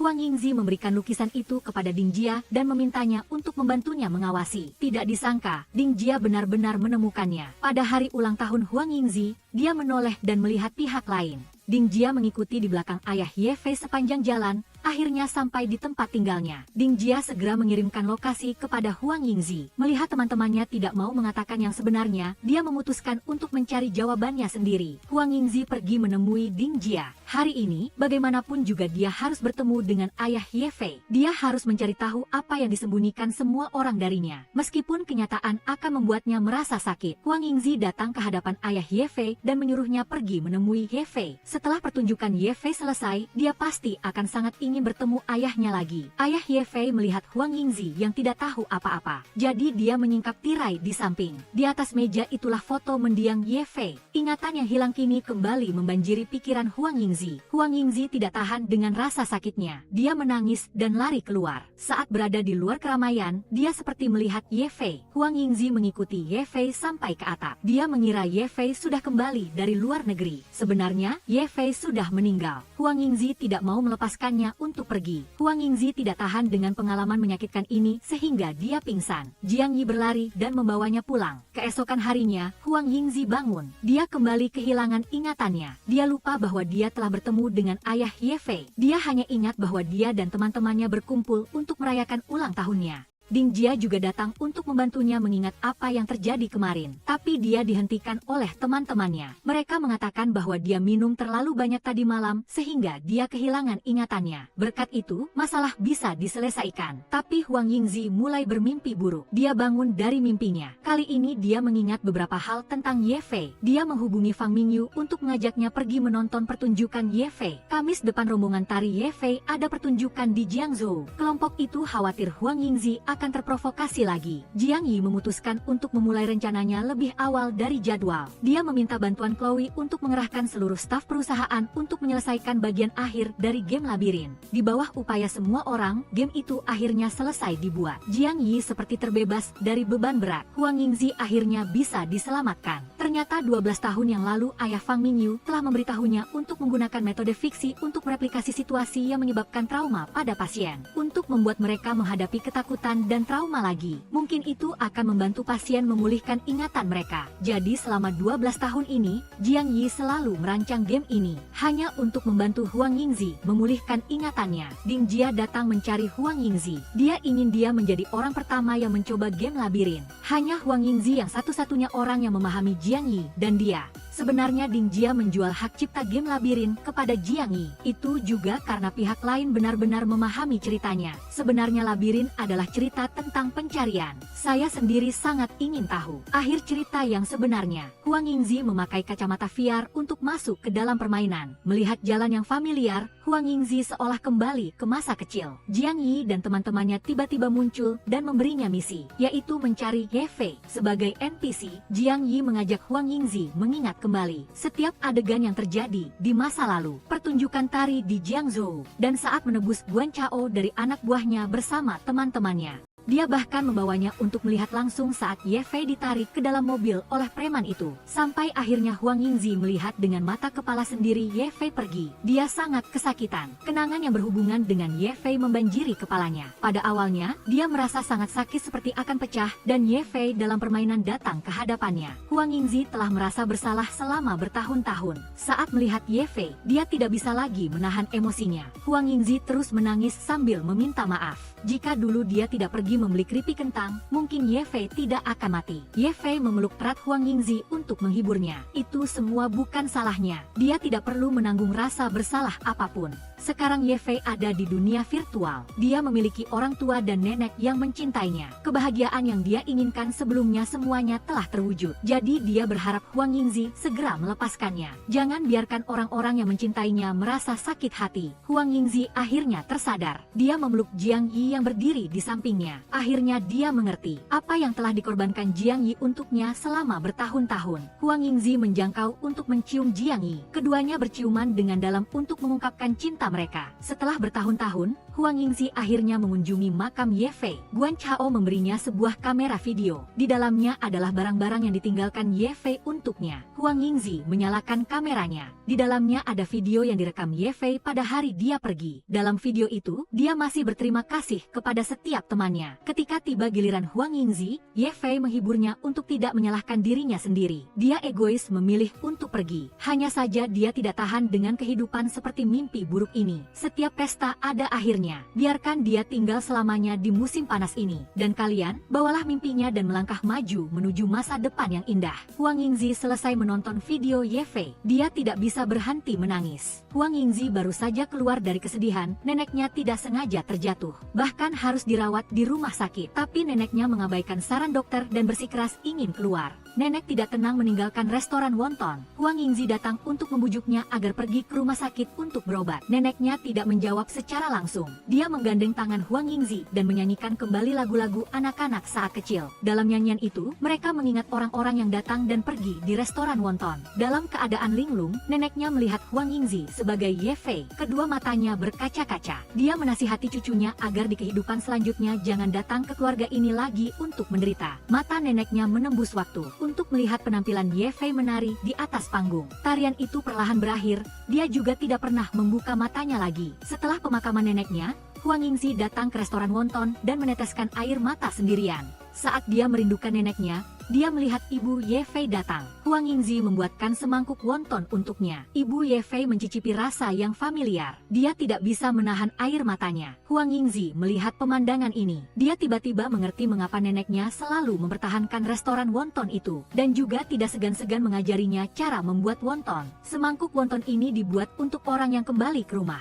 Dia selalu di sini menunggu semua orang pulang. Kisah neneknya berakhir di sini. Huang Yingzi bersiap untuk kembali bekerja minggu depan. Tapi atasannya menelepon, mengatakan kepadanya bahwa minggu depan dia tidak perlu datang ke kantor lagi. Dia dipindahkan ke Beijing sebagai pemimpin redaksi. Dia bisa mengajak Huang Yingzi bersamanya. Huang Yingzi memikirkan Jiang Yi dan teman-temannya. Dia hanya bisa mengatakan bahwa dia akan memikirkannya. Meskipun dia berkata begitu, Huang Yingzi sudah goyah dengan gagasan pergi ke Beijing. Dia pergi untuk mengucapkan selamat tinggal kepada Ding Jia. Dia juga secara khusus memberinya foto air mata laut yang dia ambil sendiri. Dia mendoakan yang terbaik untuknya. Ding Jia tersenyum dan mengucapkan selamat tinggal padanya. Kemudian Ding Jia menulis epilog untuk buku barunya. Tanpa mengalami rasa sakit dalam hidup, kita tidak akan bisa menghargai hidup. Huang Yingzi akhirnya tetap pergi ke tempat Jiang Yi. Dia berencana untuk memberitahunya bahwa dia ingin pergi ke Beijing. Tapi Jiang Yi sudah berbicara lebih dulu. Dia menyarankan agar mereka berdua menyewa rumah yang lebih besar untuk tinggal bersama. Huang Yingzi ragu sejenak, lalu tetap jujur dengan pihak lain bahwa dia ingin pergi ke Beijing untuk bekerja. Jiang Jiang Yi melepaskan tangan kekasihnya. Dia memutuskan untuk berhenti dari pekerjaannya, untuk pergi ke Beijing bersama Huang Yingzi dan memulai lagi dari awal. Huang Yingzi tidak ingin dia menyerah. Ini bukan yang dia inginkan. Malam itu Jiang Yi mengaktifkan mode tersembunyi dari labirin. Huang Yingzi menerima pemberitahuan untuk memasuki dunia permainan. Dia bertemu Ye Fei lagi. Huang Yingzi mengeluh kepada sahabatnya tentang masalahnya. Sebenarnya dia tidak peduli apakah pergi ke Beijing akan berkembang lebih baik atau tidak. Hanya saja Beijing memiliki platform yang lebih besar,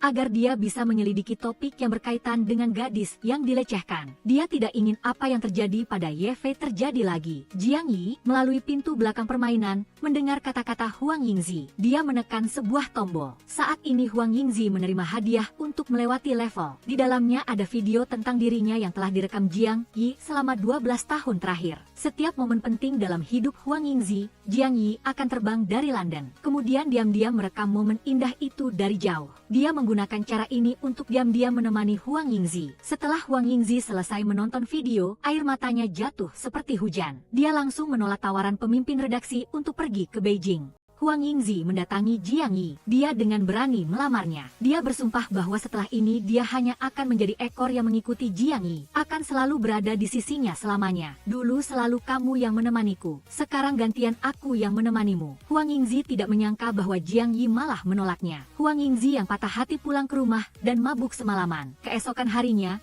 matahari sudah terbit tinggi. Saat sedang tidur lelap, dia menerima telepon dari Fang Mingyu. Saat itulah dia tahu betapa luar biasa hal yang telah dia lakukan setelah mabuk. Jiang Yi, apa? Katamu kamu mencintaiku. Aku juga mencintaimu. Zik kecil. Huang Yingzi buru-buru membuka WeChat. Dia menemukan bahwa dia telah mengirim lebih dari 10 pesan suara yang sangat panjang kepada Jiang Yi. Aku tahu kamu ingin putus denganku. Aku salah. Bisakah kita tidak putus? Kamu masih belum menjawabku, kan? Kalau begitu, putus saja, selamanya. Fang Mingyu memberitahu Jiang Yi. Karena dia telah menghapus semua kontak Jiang Yi memintanya untuk memberitahu Huang Yingzi bahwa dia ingin bertemu di akhir pekan. Mereka berdua bisa bertemu dan bisa berpisah. Huang Yingzi dengan sedih datang ke tempat janjian. Dia terkejut menemukan bahwa tempat ini adalah aula konferensi pers labirin. Zhuang Yuan dan Guan Chao juga menerima undangan. Saat Huang Yingzi bingung, Jiang Yi naik ke atas panggung dan mengungkapkan cintanya secara mendalam. Melihat Jiang Yi menatapnya dengan tatapan penuh kasih, gambar-gambar bahagia mereka berdua membanjiri ingatannya. Huang Yingzi masih belum sepenuhnya sadar. Jiang Yi sudah berada di depannya. Dia berlutut dengan satu lutut dan mencium tangan Huang Yingzi. Huang Yingzi, maukah kamu menikah denganku? Aku mau. Tiba-tiba di samping terdengar suara bernyanyi. Huang Yingzi berbalik dan melihat idolanya yang paling dia sukai sedang bernyanyi untuk memberkati mereka berdua. Huang Yingzi dengan bersemangat berlari dan memeluk idolanya, mengabaikan Jiang Yi di samping. Justru karena memiliki satu sama lain, kita akan selalu bersinar seperti di awal, selamanya di masa muda. Film berakhir. Baiklah, hari ini sampai di sini saja. Selamat datang untuk menyukai dan berkomentar. Ingatlah untuk mengikuti saya agar bisa menonton film-film populer. Tonton saya setiap hari agar bisa tertawa sepanjang hari.